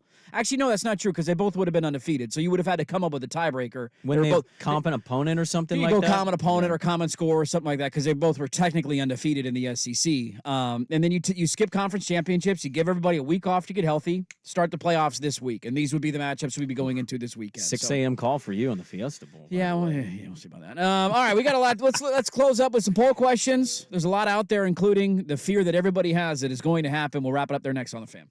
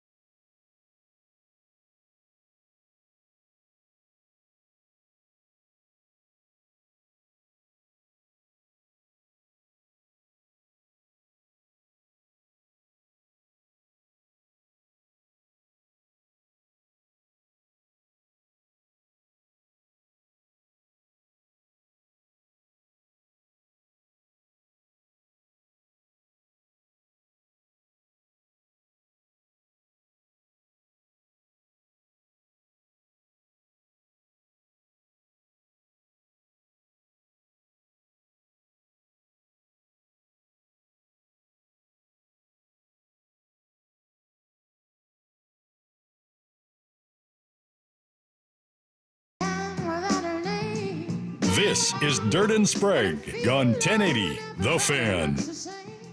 Well, we got some poll questions to get to. A lot of them out there. We also have a conversation I should have brought up today, but so much that we're going to have to carry this over. Yeah. I know this is going to sound ridiculous given everything we talked about less than a week ago. In what world does a quarterback have that kind of showing on that kind of stage and not suddenly jump everybody for the Heisman Trophy? I know he was long odds going into it, but like, I don't know. The numbers are historical for Daniels, and you know I've argued on behalf of Daniels, but sure, I do think or wonder there has to be some second guessing from some of these voters, given he beat Oregon again and was huge in that game for the Huskies, I'm really undefeated. Really curious to see how the final vote ends up. I think these moments are really hard because the big games need to matter. Yes. But do they matter more than everything? Now, I'm not saying Penix had a bad year. He obviously did not have a bad year. Right. He had 3 or 4 games this year in which he was not good. The ASU game is They didn't score a an dud. offensive touchdown against one of the worst teams in the country. How much does that count? He barely had 200 passing yards against Washington State the week before. How much does that count? Washington State's not a good football team. Agreed. Right? So there's a lot of those throughout the course of the year where it's like, that's a dud. That's a dud. So I'm with you. I wonder where it vaults him, but I don't think it'll be enough to beat Jaden Daniels. It probably won't. That seems maybe like a foregone conclusion. Everybody was tweeting about that when Oregon lost. But I would also make a counterpoint. The ASU game, sure, struggled against some bad opponents, no doubt. Seemingly every game, even the ASU game, almost every single game he played, he has 2 to 3 throws where you go, damn. Like, he made a throw on the move against Oregon, and they showed it from the quarterback angle, and I'm like, how did he get the ball there? He was unbelievable, man. He was dialed, and he had like a moment there in the 21-0 run that Oregon had where he was a little like, oh no, is he reverting? Yeah, they had the pressure, and he threw the pick. And then he came back, and he responded. It also should be noted, Arizona, 4 touchdowns went to the running back in that game. Oh, that's not a bad game I would list, but No, I know, yeah. but his stats could have been even better had those not been running touchdowns. They were throwing touchdowns. I think that's just a tough part with all this. With Nix, there wasn't a bad game, but not a lot of quote-unquote big wins. With Daniels, there's not a bad game, not a lot of quote-unquote big wins. Lost 3 times. Penix has the bad games, but the big wins. So what's the most valuable numbers, big wins? I don't know. I'm really curious to see where it turns out. Are my tiers attractive? 61% of you saying no so far. Wow. Thank you. Appreciate that. Who's going to win the national championship? 40% of you say Alabama, which makes me chuckle. 60% of you say the College Football Playoff Committee did not get it right. Florida State should have been in over Alabama. Thank you, 60%. Logical. Smart. 59% of people said Michigan should be the number 1 seed. That's absolute bowl. And everybody, including Duck fan, knows it. The resume of Washington's is better than Michigan's. Yeah, it's not even really close, to be honest with you. That will do it for us. A couple of quick transfer portal notes. Ducks have Brian Addison, Chris Hudson have entered the portal to the surprise of nobody. Yeah. Buckle up, man. It's going to be a wild, wild day out there. So we'll keep an eye on it as the day goes on and let you know all of it, react to all of it tomorrow. That will do it for us, folks. If you miss any of the show, go check the Service Patriots podcast at 1080thefan.com. Thanks for being a part of our Monday. We'll talk to you tomorrow at 6 a.m. Calling us next. You're listening to 1080 The Fan.